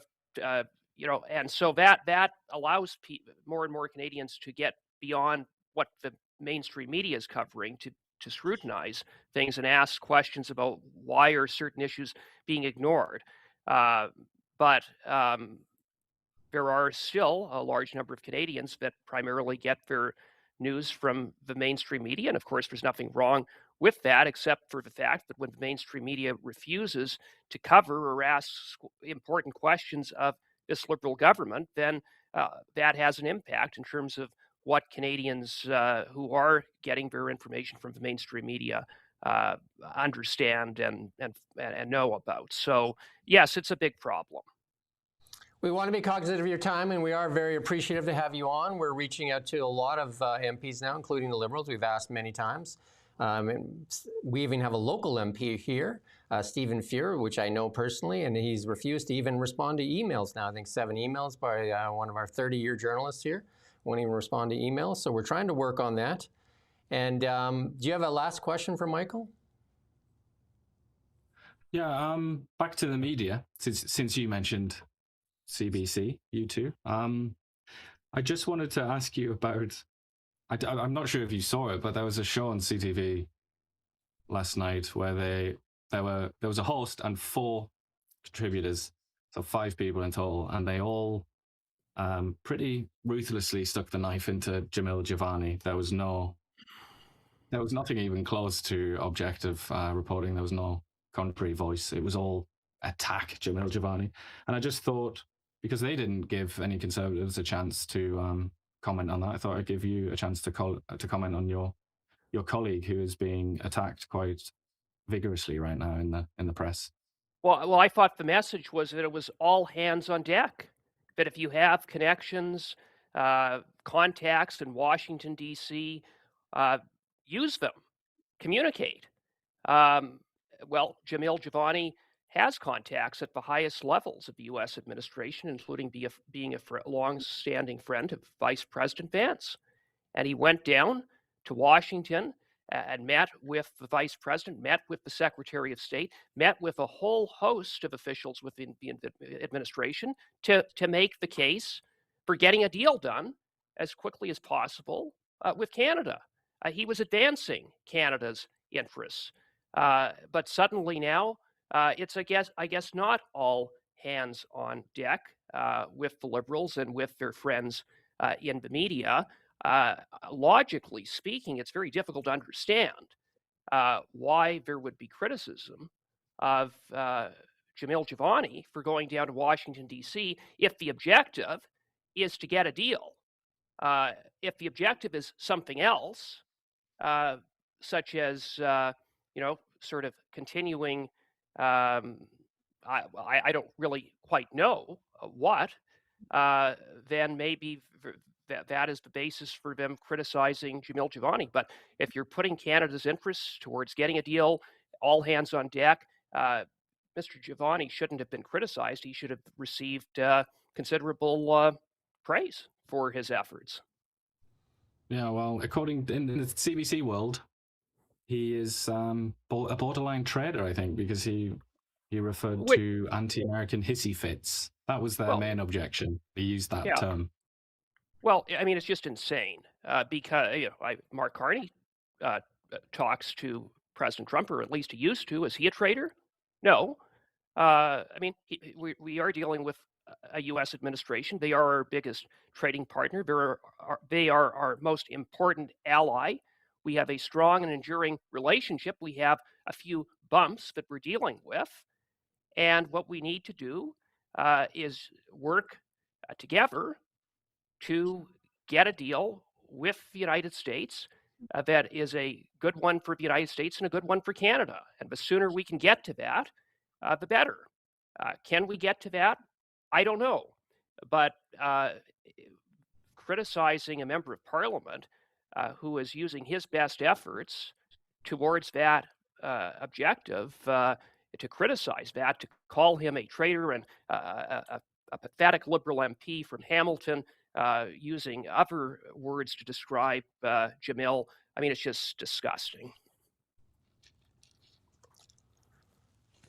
We do want to be cognizant of your time, and we are grateful that you provided us some time and we'd love to have you back on as well.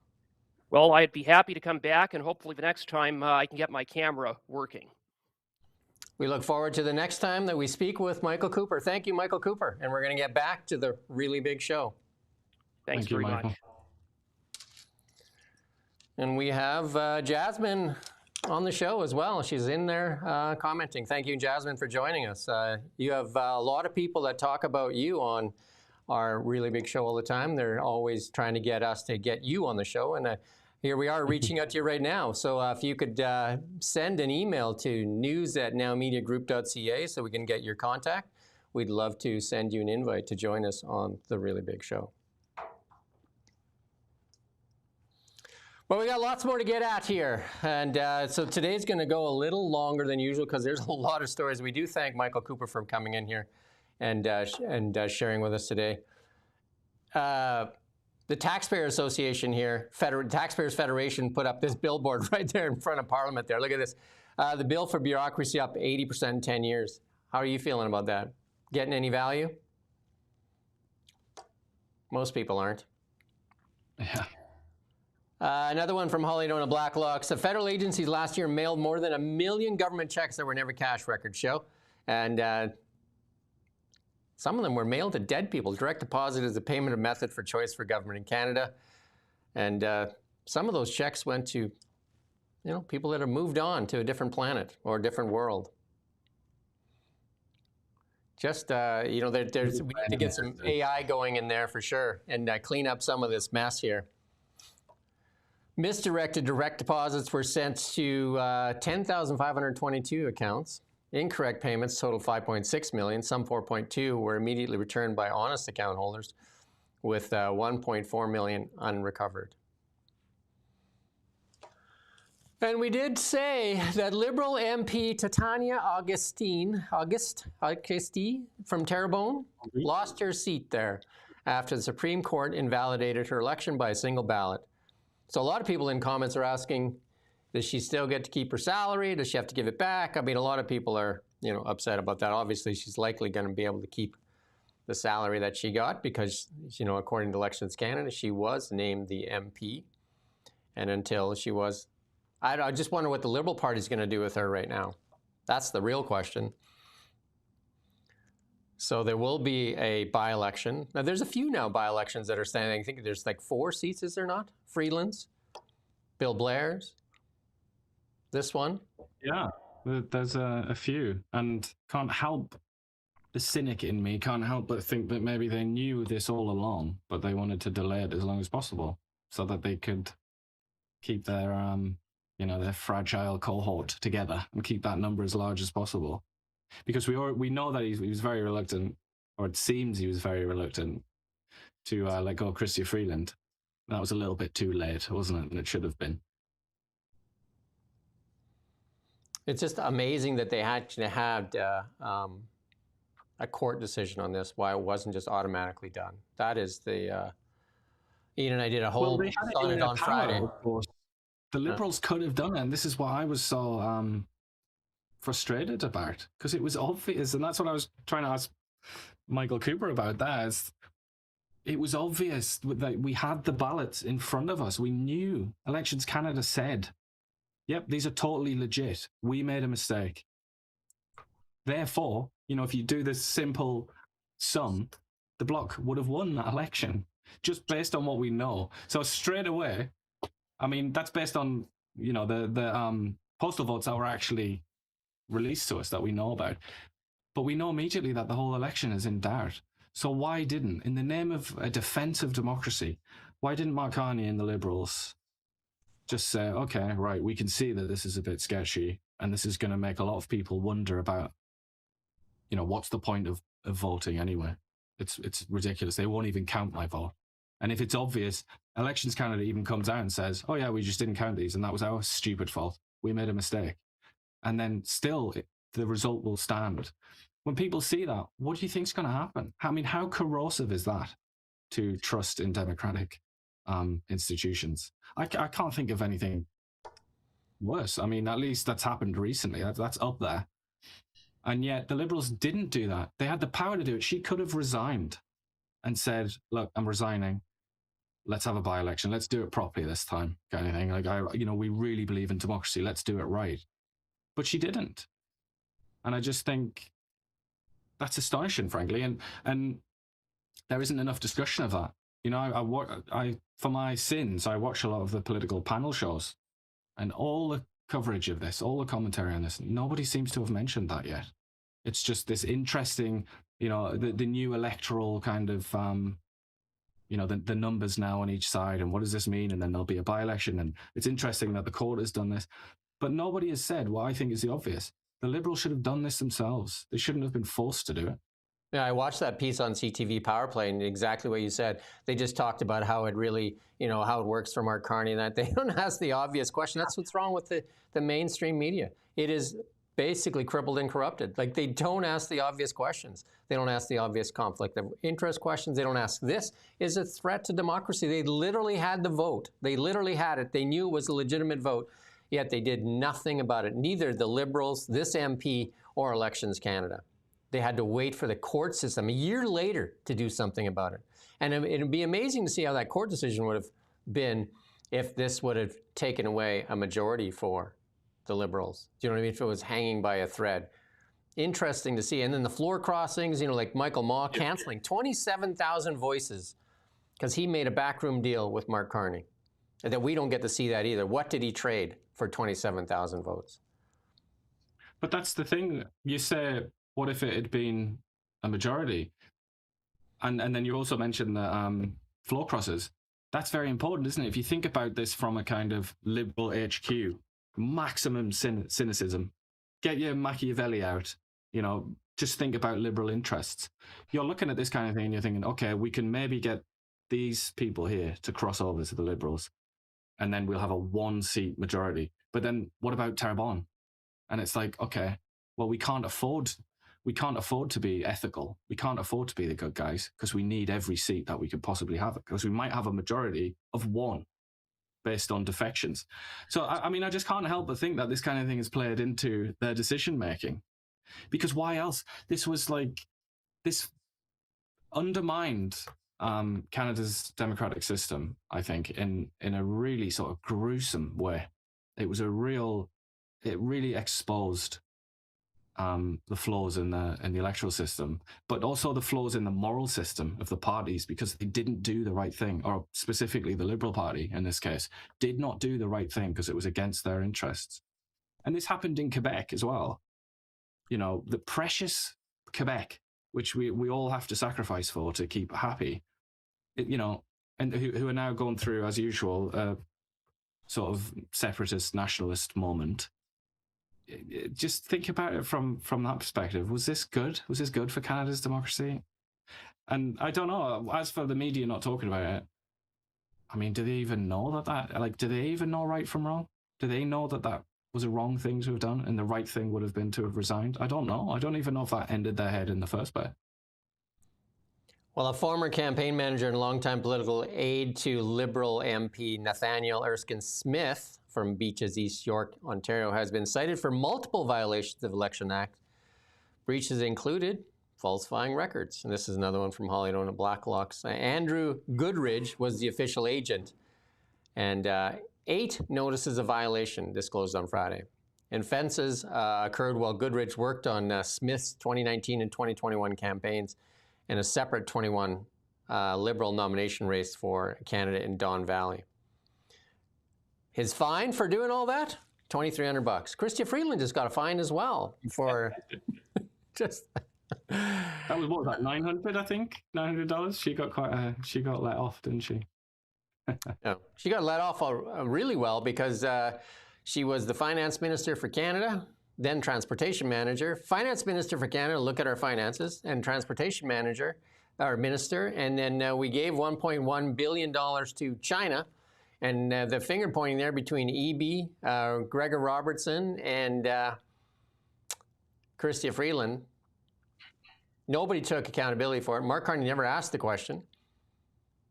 And off she went to Ukraine with a special envoy job.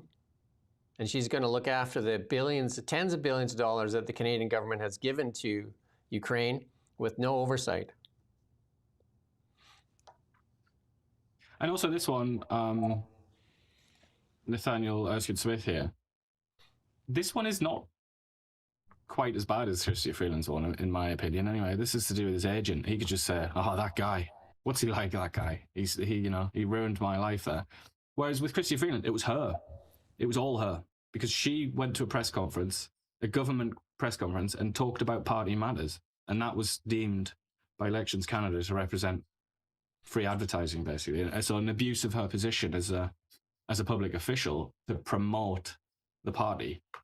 And I think, ethically, that's worse, surely, isn't it? Than, although you could argue that Erskine Smith has a sort of duty to hire the right people and all the rest of it, but I feel like Chrystia Freeland's was a bigger deal, and the fine was smaller, and I don't know, not many people talking about it either. We have a new friend in our comments there, that with the label gun out there, calling us gossip mongers, not journalists. Huh? We're not journalists. Don't like the facts. Laurent, sorry, are you a journalist? What is a journalist? Please write in here in as few words as possible. Write in the chat. Define a journalist, please. Can you do that? Yeah, as long as you're spitting facts that they like and not facts they dislike. That's what they like. Because those are facts. Those are things that, what we just shared with you, those are facts. Those are facts. We're going to miss Reported by journalists. This is by Blacklocks, some of the most experienced journalists in Canada. I've been a journalist for far too long. Foolish decision I made in my life, but I am indeed a journalist, fella. But I'm very interested to see what the definition is. Hate crime, part-time job. We're going to go to the next one here because we got a lot of stuff to get through here because it was a really big show from the weekend. Plus, we had Michael Cooper on. RCMP Commissioner Michael Duham assigned a total of 7 officers to police hate crimes in 7 provinces. Records show most were part-timers. You can't even make this stuff up. The RCMP does not have readily available stats related to charges, prosecutions, convictions. But, if you listen to Liberal MPs, there's nothing but hate crimes going on in this country. Like, social cohesion is needed. We need to ban X. We need to do all kinds of things. We need to invoke the Emergencies Act. But the RCMP has dedicated 7 part-time officers to hate crimes. And we already know what hate crimes are, don't we? Because we saw that RCMP officer, I can't remember where that was now.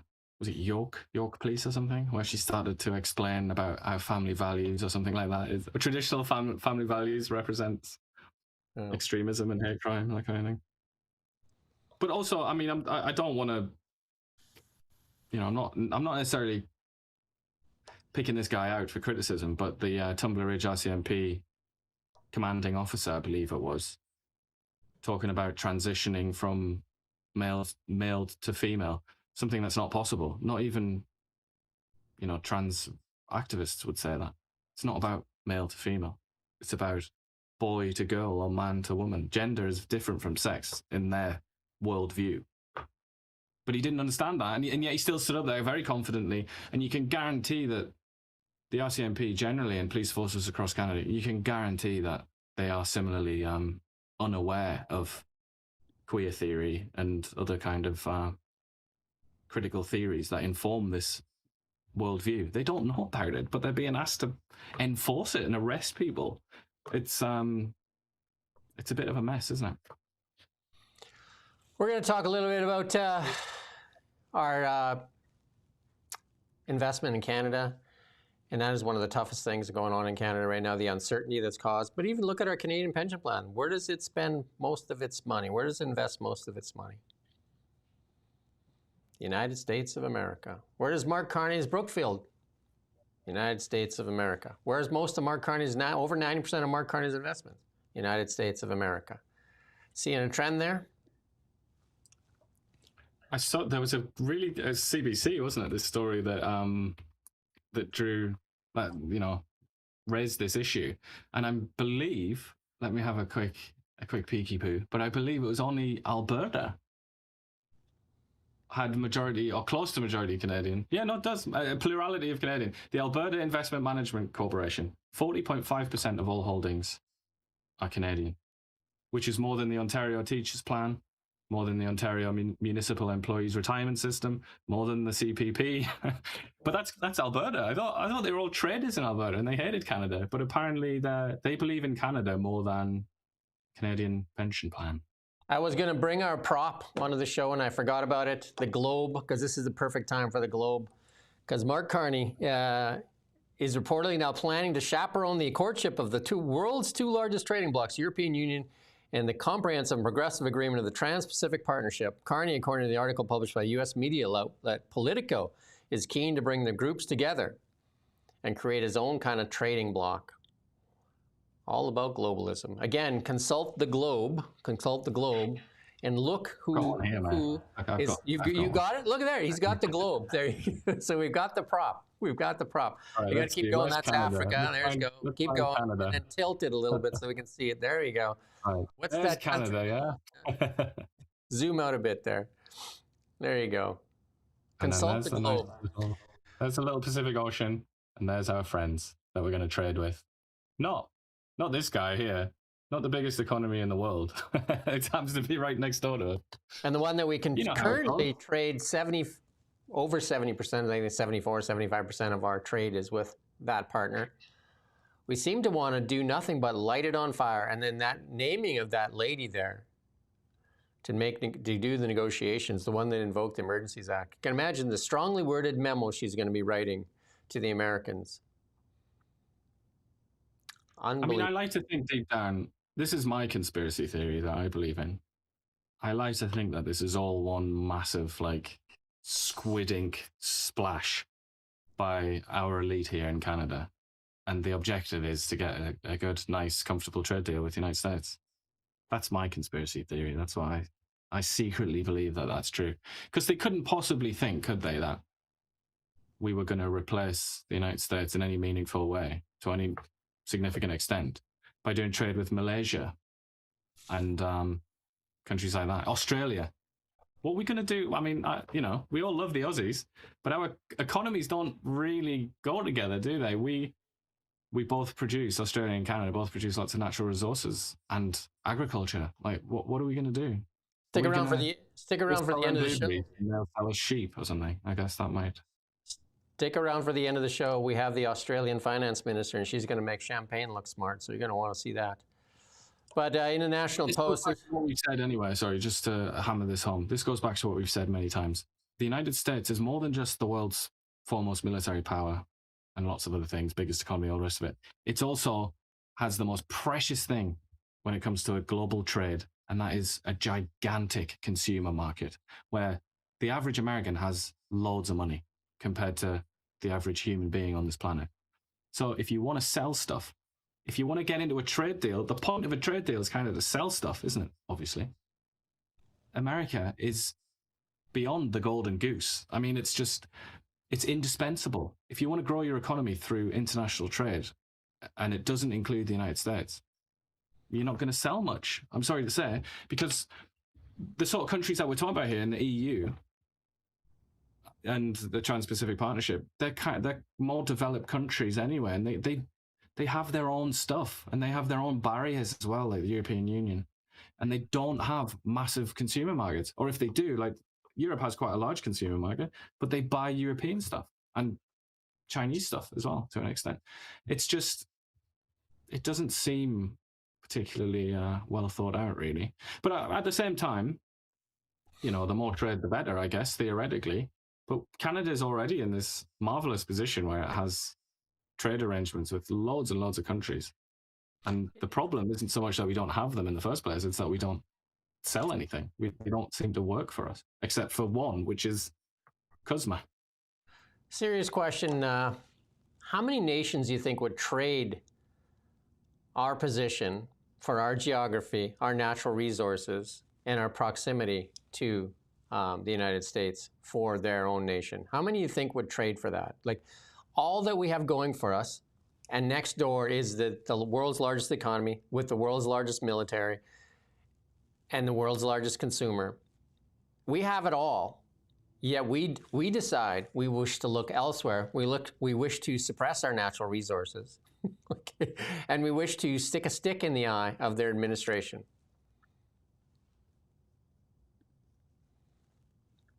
Yeah, I'm trying to think if there is any better geography, and other than the US itself, obviously that's probably better. But after the US, yeah, we are pretty much blessed in that way, aren't we? I mean, the British quite fortunate, but obviously they're not as safe as we are here, and they're also not attached to America. You know, they get the dinghies, the little rubber boats going across the channel and things like that. Like, they are still kind of vulnerable, the British. But if you look at Canada, yeah, pretty glorious, frankly, isn't it? And then Dennis in the National Post wrote this: diversifying trade with China is a losing play. I mean, you have to point out to a country that's actually won in a trade deal with China, and then I might listen. Like, I just don't know of any that have done trade deals with China and come out on top. There's no such thing, is there? We asked this question ages ago. There's no such thing.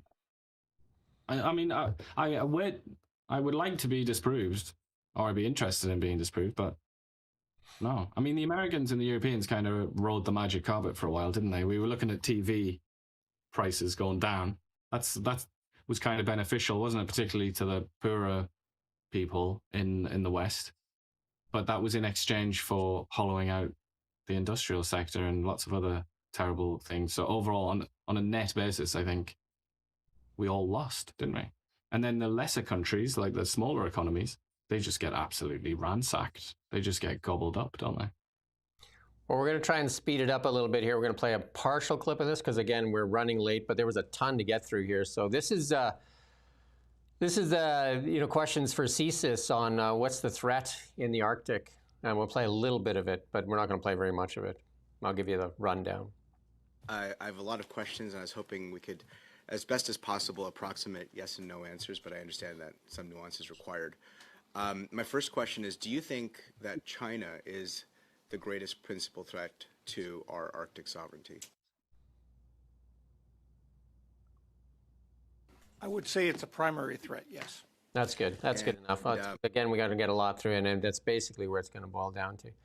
It seems like the obvious question is, China's a threat. Mark Carney even labeled it as a threat, yet we seem to be wanting to cozy up to it in many things, and Melanie Jolie's only response is that we're going in with eyes wide open. That's her line that she's used. How many times now?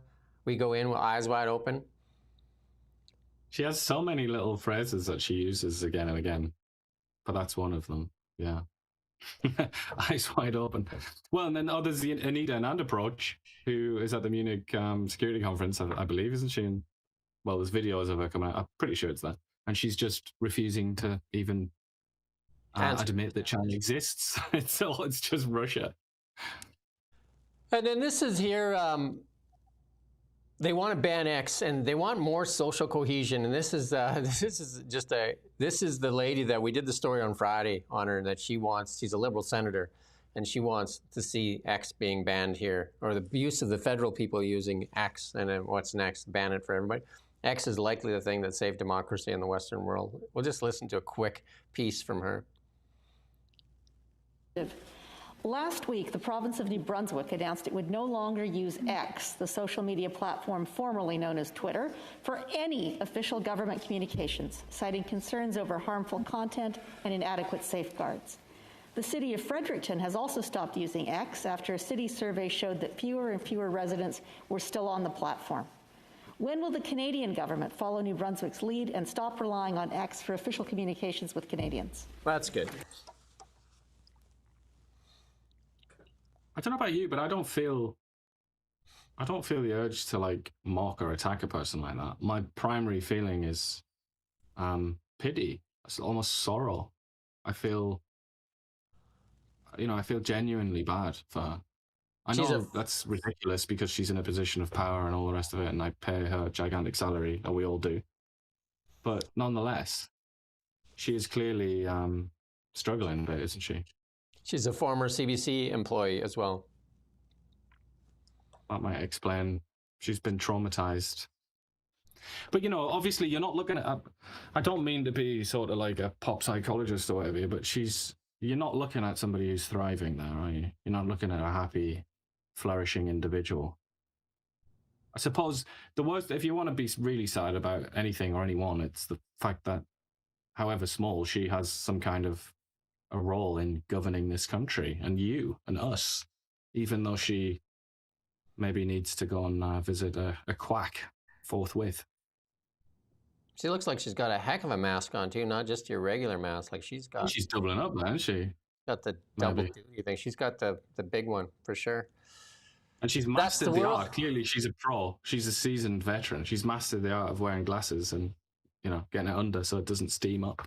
So if that's the world, I think she's done that a few times. That's not her first mask rodeo, I don't think. So if that's the world you want to live in, let's get more of that. Talk radio, lucrative medium for white bigotry, according to Liberal appointee Senator Charles Adler. So they don't even like radio. Speaking in a podcast, Adler said his radio career was impacted by his refusal to play the game. So no X, no radio. Let's just be brutally honest, he said. We both work for a company where if we decided to tilt right, particularly right, no use of any kind of discernment, not automatically do the right thing. It's always right, and the left is always wrong, and the right is always right, and I don't know. I'm getting tired. I just about got dizzy from that. That's a lot of babble. I got dizzy with that. That's a lot of babble. They've generously put in a semicolon there, but I don't think when he was judging by this run-on sentence, I don't think he inserted that semicolon himself. So the main message that you'll get from this is social cohesion. Is that you need to go to some website. I don't know what the website is, the Liberal website somewhere. You have to go there and get your talking points. And you need to shut everybody else out and tell them, like that lady, come there. And you get out your label gun and you label everybody that doesn't agree with you. Because social cohesion, democracy, those two words, the way they look at them, they don't go together. So you get to pick social cohesion or democracy. You decide which one is better. Well, it's interesting you should say that because that concept, and I've mentioned this before, but that concept of social cohesion, it's an imperial concept. If you've read anything about the British Empire, our learned viewers probably have. The British Empire, particularly in places like India, it was all about social cohesion because that meant the Muslims and the Sikhs and the Hindus won't kill each other or us, the administrators, and therefore we can continue to run the Raj and make money from India, and that will be happy. That's what the imperial establishment wanted in India. So when I think about that, that's often where my mind goes. I think to these think back to these multiracial, multicultural empires.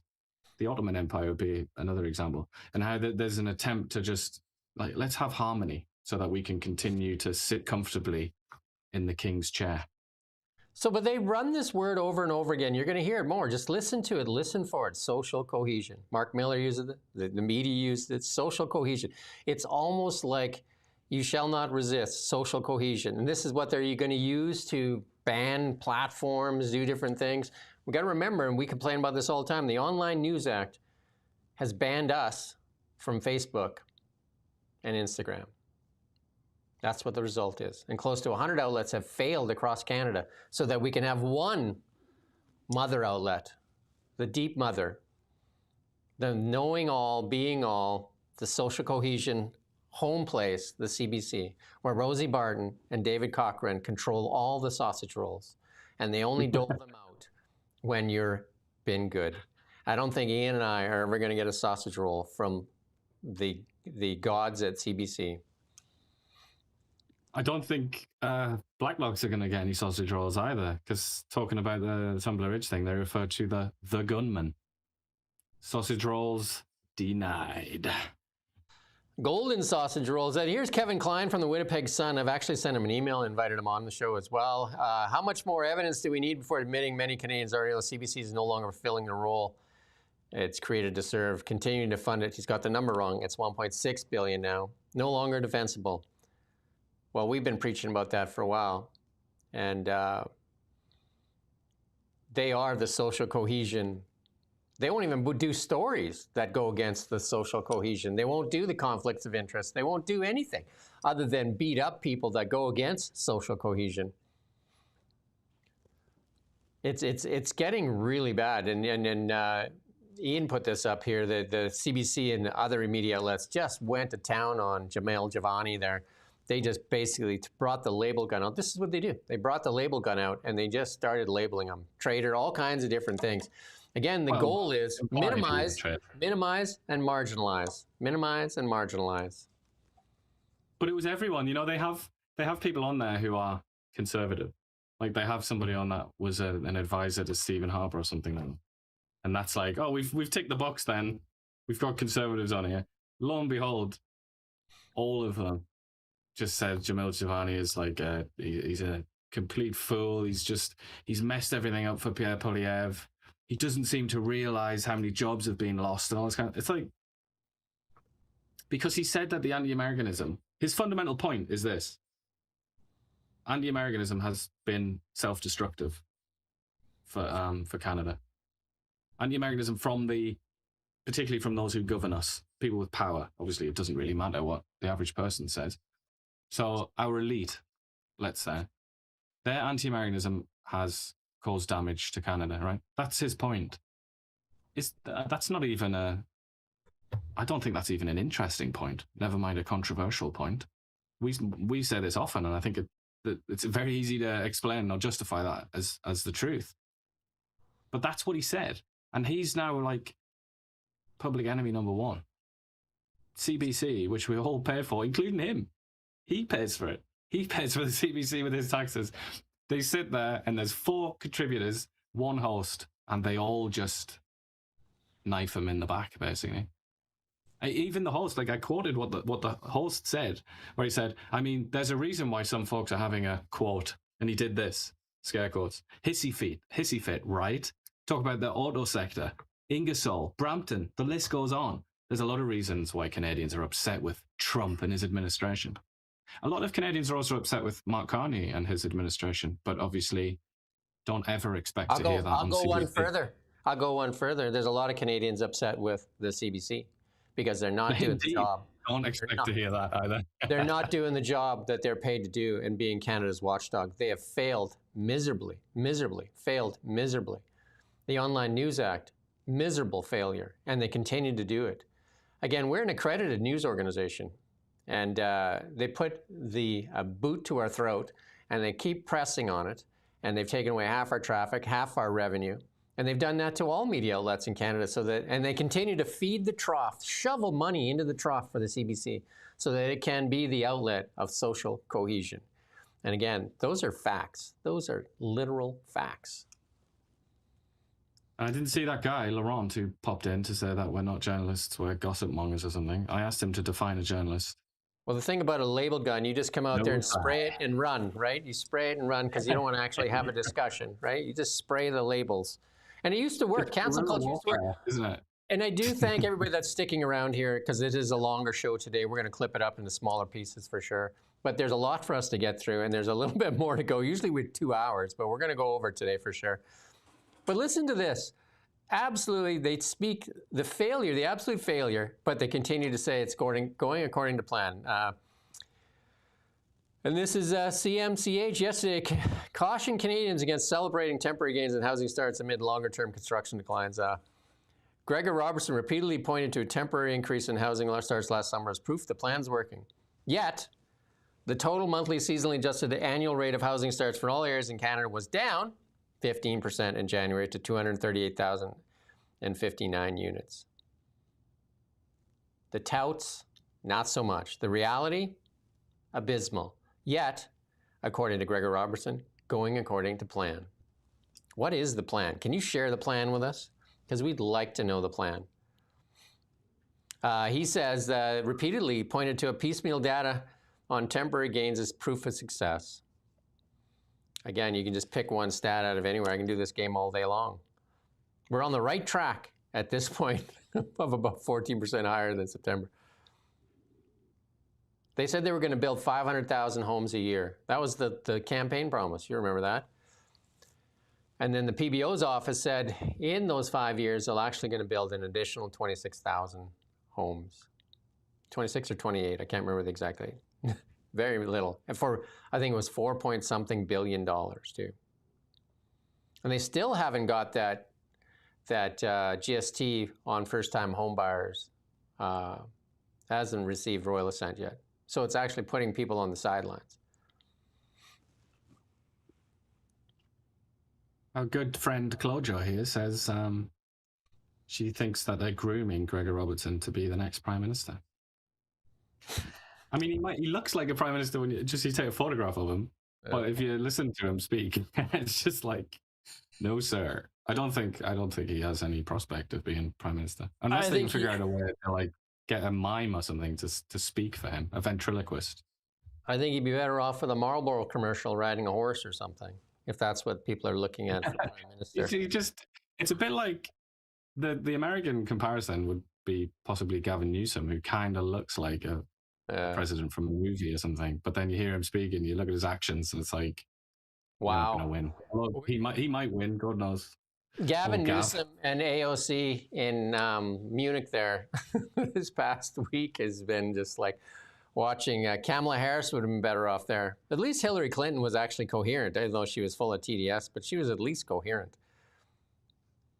Brenda Bailey. Going to deliver a budget. I think it's today. Budget day in BC. And then the province finance minister, Brenda Bailey, I've interviewed her twice, has promised a disciplined plan this time around.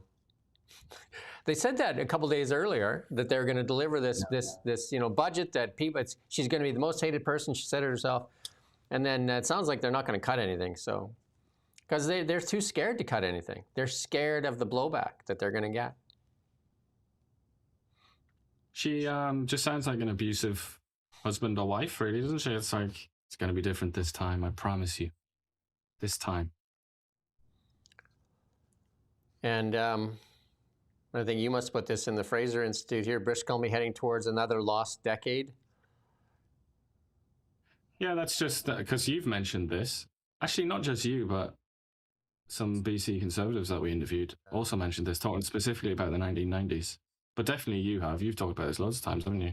How the 90s is, like, we're almost living through another 90s.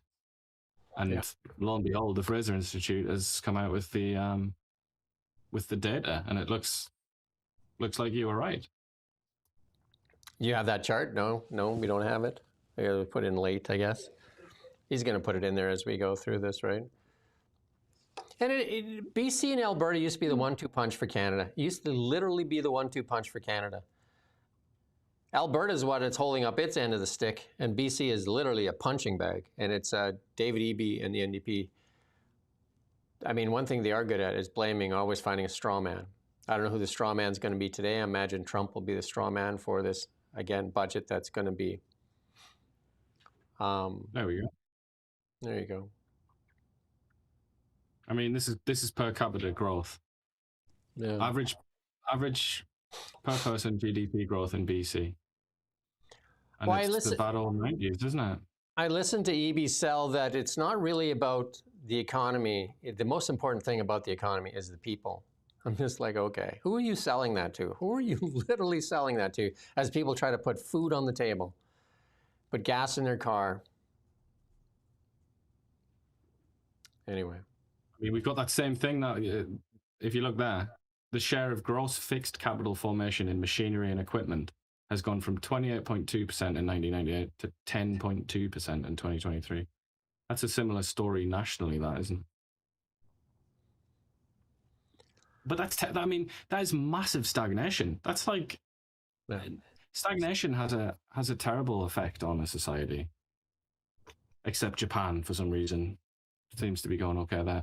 But everywhere else, stagnation and even like declining living standards has a horrible effect on a society. And so many of our problems can be traced to that, I think. And you'd really have people who tell us that they're the custodians of our beautiful liberal democracy and all our institutions. They're the same people that brought this about.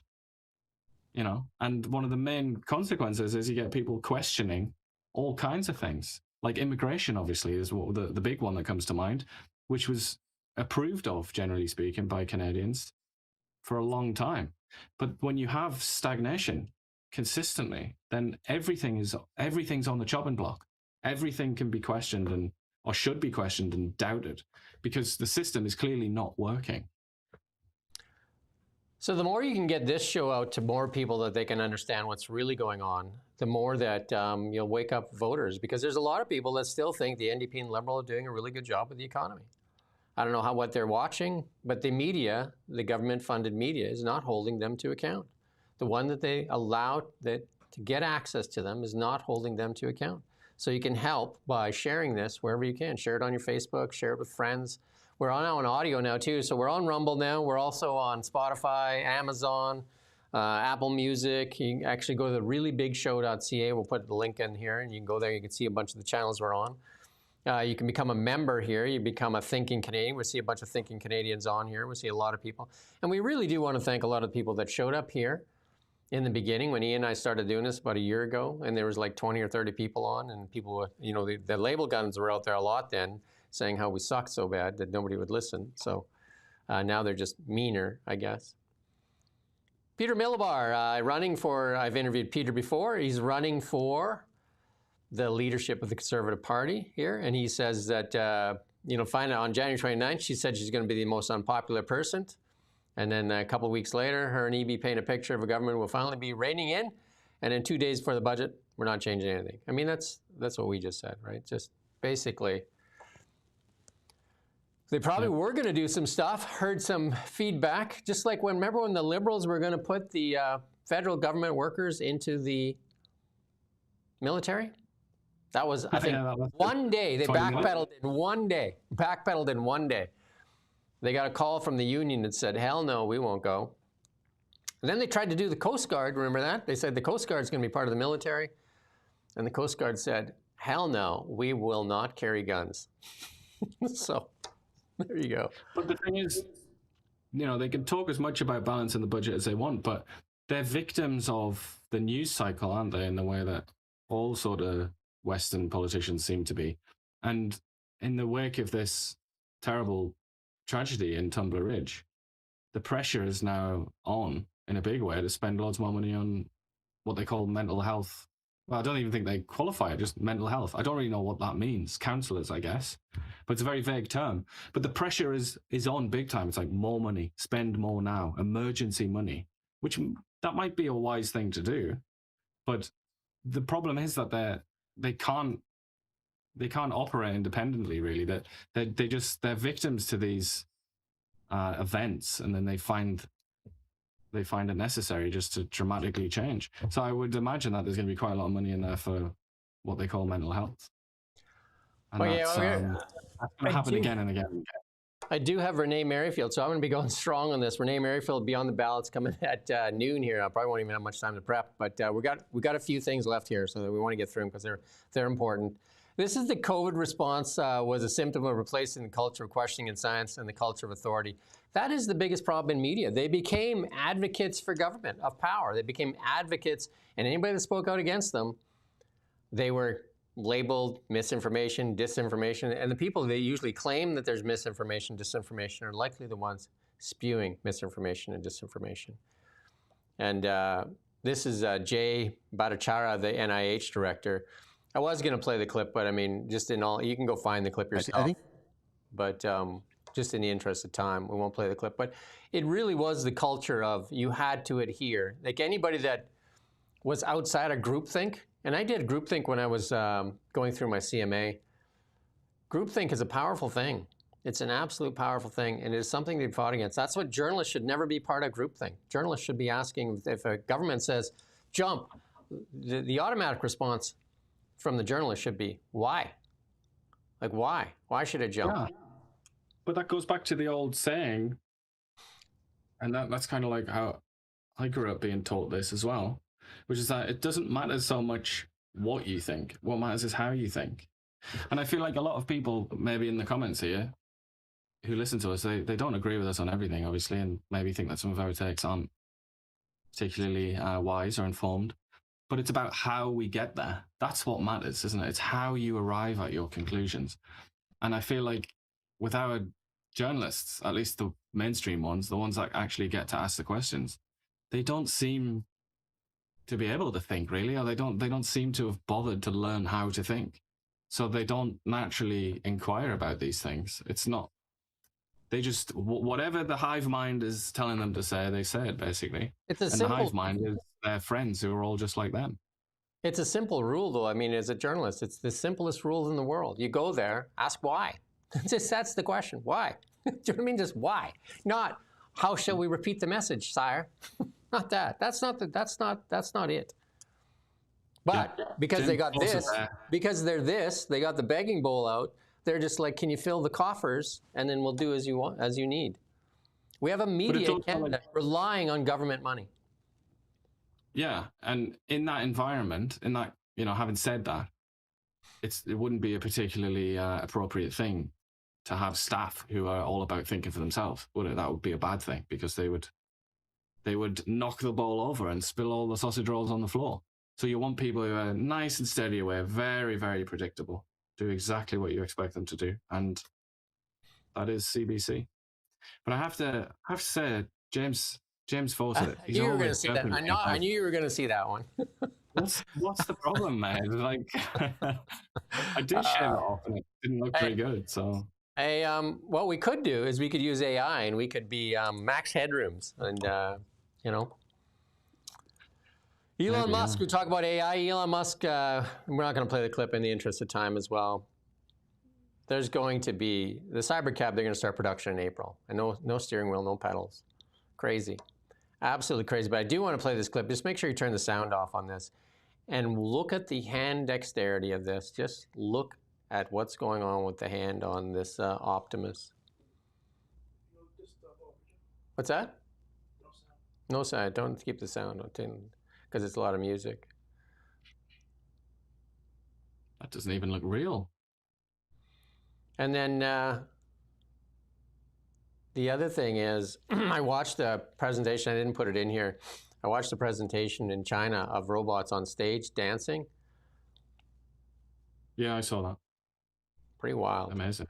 Pretty wild. It's so astonishing, isn't it, how it just happened so quickly, didn't it? I can remember those almost like bootleg videos out of Boston Dynamics where robots were doing some fairly cool things, but it was still very primitive. And then it almost seems like in the 10 years or so since that, the advancements are just profound, aren't they? They're almost like extreme. Look at this. If you want to make some money, listen, play this clip, and then let's get this in Canada. Play this clip here. We are encouraging whistleblowers who know about fraud, people who are stealing from the American taxpayer, to come forward. At Treasury, we're setting up a website, and we will be giving rewards up to 10 to 30% of the fines that we levy. That's good. Ian and I are going to be rich if they do that here. I think there is a whistleblower reward system, isn't there? Yeah, they do. They do it. Yeah. They 5 to 15% of federal tax. They basically put you in. They fire you in the Canadian government. You do it internally. Yeah. They fire you. Yeah, no. If you turn in a taxpayer, you get some rewards. But no, this is for the government. If you're cheating the American government. Yeah, that's a bit different. Yeah. I was going to play this thing from Eric Trump, but we won't go with that. But This is a good on cancel culture. This one is important to play for cancel culture. And this is Congressman Wesley Hunt. Remember how cancel culture, go to the next one, cancel culture worked so well on people and the media was in on that game, huge. Listen to this. Is putting the Robert E. Lee name back on buildings? I mean, are you down with that? So when I was at West Point, I actually lived in Robert E. Lee Barracks when I was there. And as I said, Robert E. Lee went to West Point. Yes, he did. That's why the barracks is named after him. My brother, sister, and I are matriculated through West Point. We all graduated. And I'll never forget walking under the threshold of Robert E. Lee Barracks and think to myself, damn, this is one hell of a country. Because only in America can someone like me walk into a building named after a Confederate general and then be a successful West Point graduate. If we start changing the names on buildings, then every single building would be named Jesus Christ based on perfection. I bring that up because I want to talk about the progress, and the idea of us changing names on buildings actually doesn't harken us back to times where they weren't as good. And statues, and how too? can we not? Oh, I am, my wife is, I've been black my whole life. Yes. So far, still. My wife is white, and we have 3 biracial children, and I cannot wait to show them and take them to places that wasn't always the case. There was a time when your mother and daddy could not be married. My children are going to have the opportunity to be second lining down in New Orleans, and then my wife is from Iowa. They'll be on the farm with their grandfather in Iowa. That is America, and I do not want to take down these statues and change the names of these buildings because they're a reminder of what was. And if we don't remember it, we are doomed to repeat it. That's good. That's good. Don't hear that very often, do you? Every statue in Canada has to be torn down and Jesus Christ put in its place. I'm sure the Liberal Party would love that. Although we didn't talk about it, but Mark Carney gave a very religious speech in Tumbler Ridge. Don't know if anybody else caught that, but he was talking a lot about grace, which is a particularly important theological phenomenon within Catholicism, particularly. That was very, very religious, which is like a bit of a no-no, isn't it, in Canada? But I would say about this, about Robert E. Lee, anyone who studied the 19th century and the Civil War in the United States will know that Robert E. Lee's views on race and slavery were actually quite complicated. He wasn't like some great slaver who wanted to go around and capture people and put them on the farm and things like that.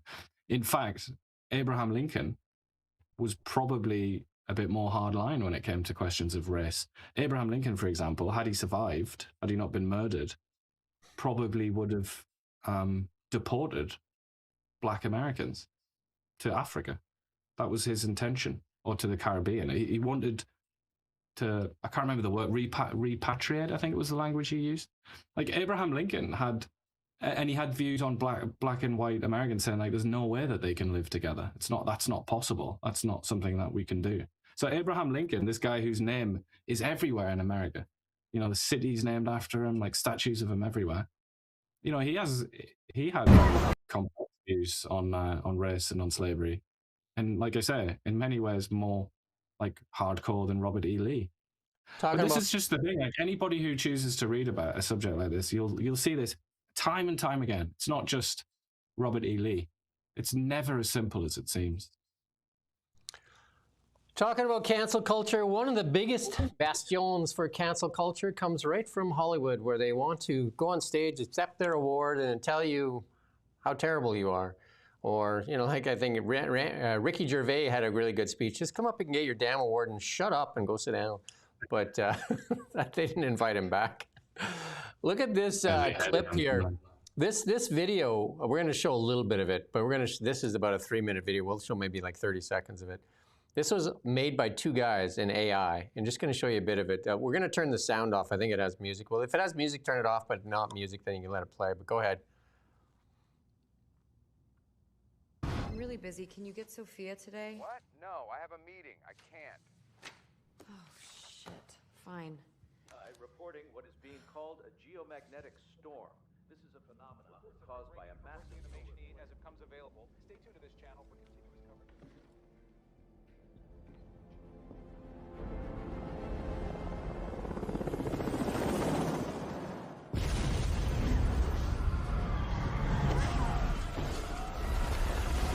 That's good. That's good enough. You get the idea. I mean, it's pretty intense, actually. And 2 guys did that with AI. It's amazing, isn't it? I mean, I was thinking about this the other day where, I mean, it's actually better than CGI and it's better than prosthetics and things like that. Like if you wanted to do something where you gave people limbs and things like, or like animals, if you wanted to have a scene where like a Komodo dragon and The Rock have a fight or something like that, AI would do that better than CGI, wouldn't it? So I can't watch some movies now, like like when they spew this nonsense, and I just can't. I mean, I respect the artists, but when they go in to do things that they don't know nothing about, and try to change the opinions of the masses just because of I don't know what it is, I just can't watch their stuff. Like in Netflix too, like jamming some stuff. Like I mean, what's going on anyway? What is literally going on? Pierre Polyev getting jacked, crushing weights, and he put this piece out and taking a lot of heat from the Liberals. Let's play a little bit of it.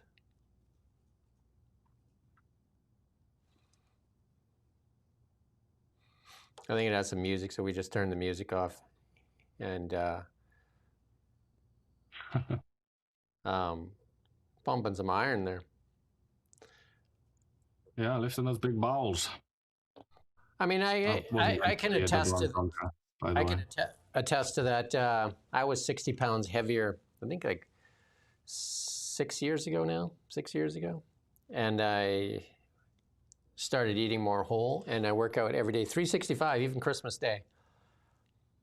Massive difference. And at 63, I've put on muscle like I'm probably in the best shape of my life, easily.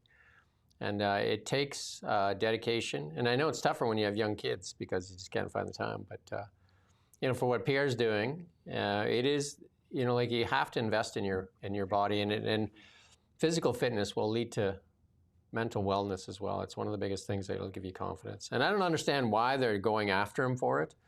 It doesn't make any sense. They should be commending it because our youth should be encouraged to develop their physical fitness. It's a less of a drag on our healthcare system. It's just better to eat. Like there's so many benefits to a strong physical fitness regime that, like all these cancel cultures that, they would say that, before if you lifted weights, that was racist. I'm just like, what literally is the matter with you people? And what's really sad and counterproductive here is that it's associated, you talk about minds, body and mind, it's very strongly associated with, less likelihood of developing Alzheimer's.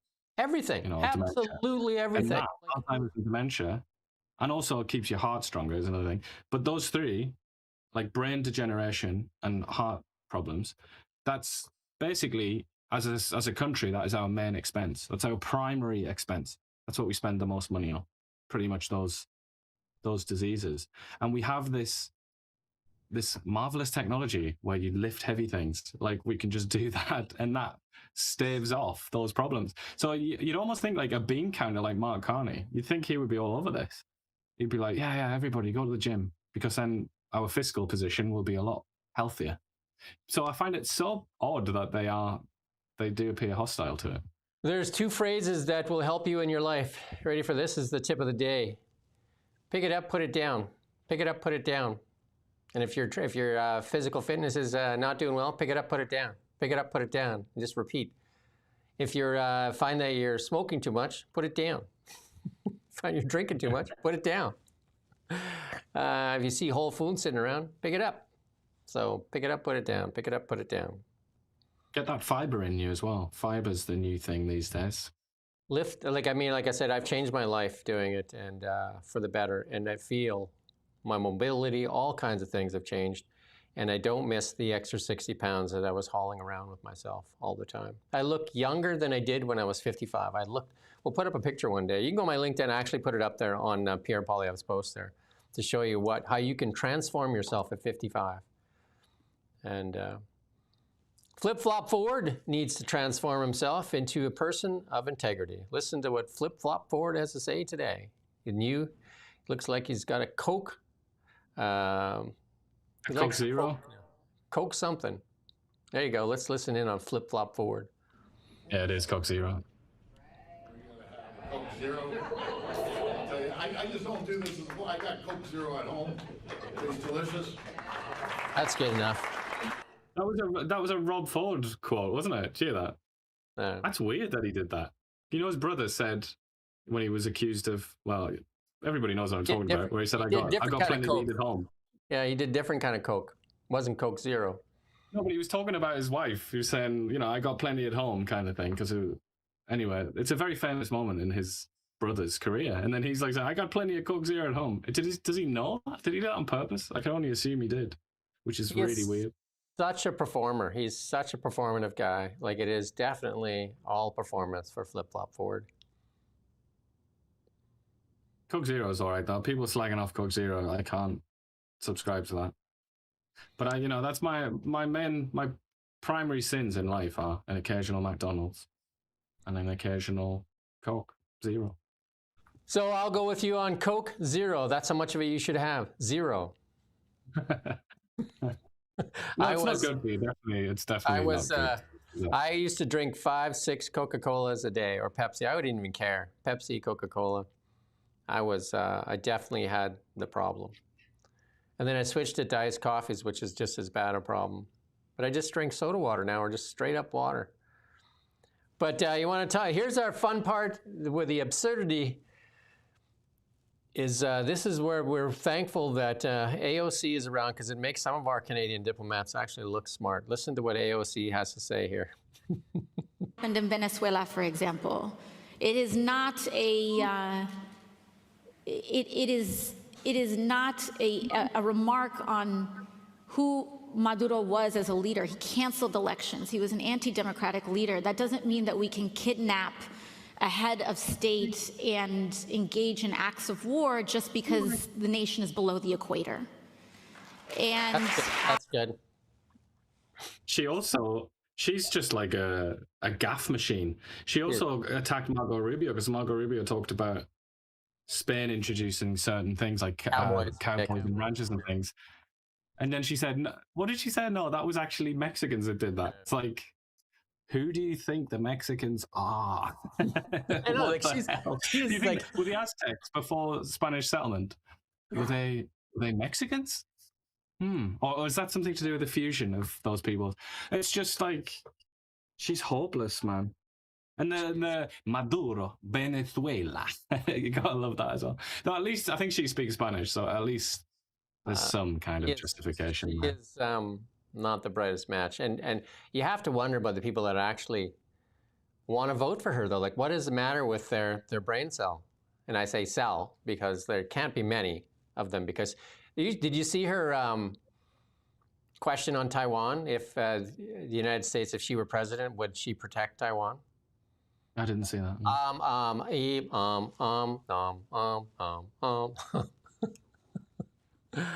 Yeah, horrible word salad. But if you think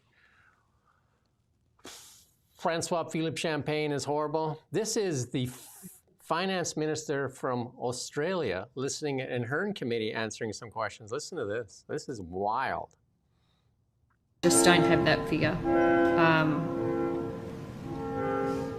in front of me. You said there's been $114 billion of savings across your budgets. Mm-hmm. Is that net savings or gross savings? Well, it's savings and reprioritising. So we're saving and then essentially to offset new priorities. So you're saying that's net of spending decisions? You reduced expenditure by $114 billion? It's a gross figure. So it's gross, right. What is the net figure? I don't have that available. Is it positive or negative? Well, I just don't have that figure. That's good. That's painful enough. You should finance minister. What's that? That music's FX Twin. So we're gonna get. Yeah, you're gonna have to cut that out there. It's just painful. She's the finance minister. It's agony. And it's talk about faith in institutions. Imagine if that was your finance minister. No, it's not exactly that much better. But I can't imagine Champers being that clueless. Well, he would jump up and just start saying, "We have the best economy in the G7." We're going to be all right. Sorry, talking about accents. I talked to my mother. Have to respond. My mother says we can. Anyway, sorry, I've got to thought. Somebody said here, Canalina, I think. Yeah, Canalita said, I'm from Spain, and talking about AOC here, and saying that she did pronounce Maduro and Venezuela properly. I know that, but that's not the joke. The joke is that, and this is why I sort of excused her a bit, because she does speak Spanish. The joke is that people will say that, like Maduro, and then they'll talk about China in the next breath, and they'll say something like Beijing, which is not how Chinese people say Beijing. So it's like, it's this selective, it's only Latino. It's only when it's that. And it's just that's what I object to. And I think that's the same with Jim. If you're going to do it, go all in and start talking about like Beijing and things like that. Start speaking like, you know, Mandarin.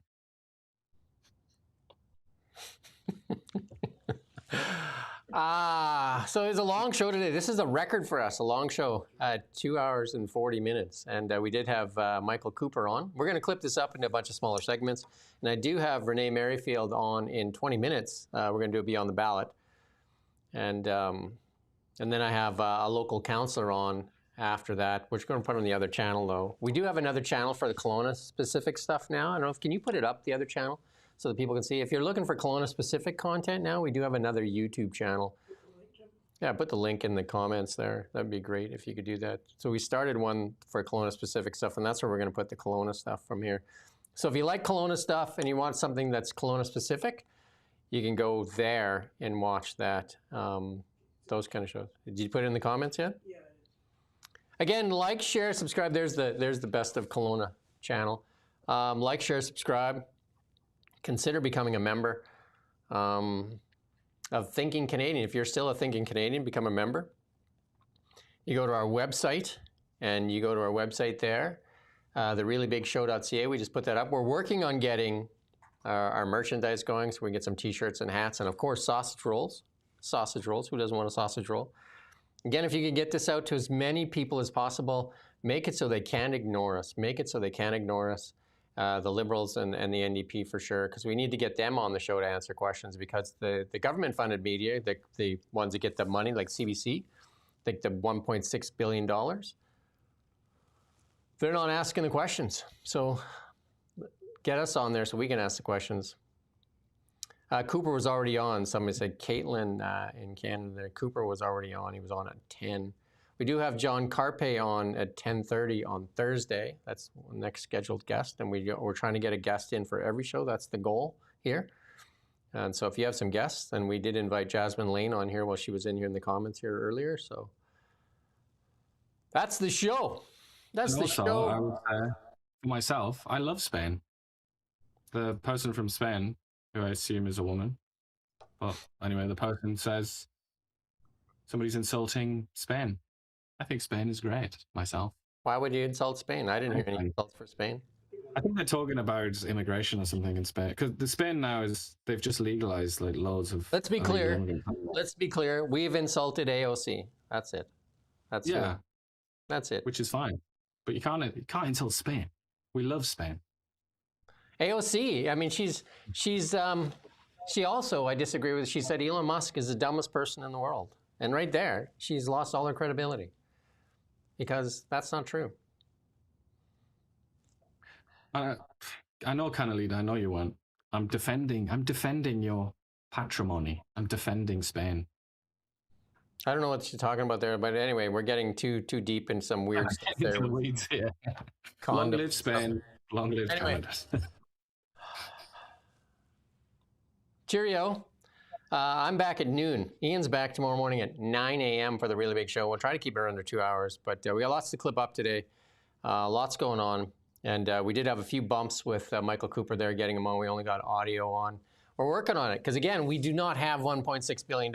If you could ask CBC, if you could send them an email and ask them if they could share some of that, share one of those buckets of sausage rolls. They don't need all that with us. That'd be great. Thank you for watching Now Media.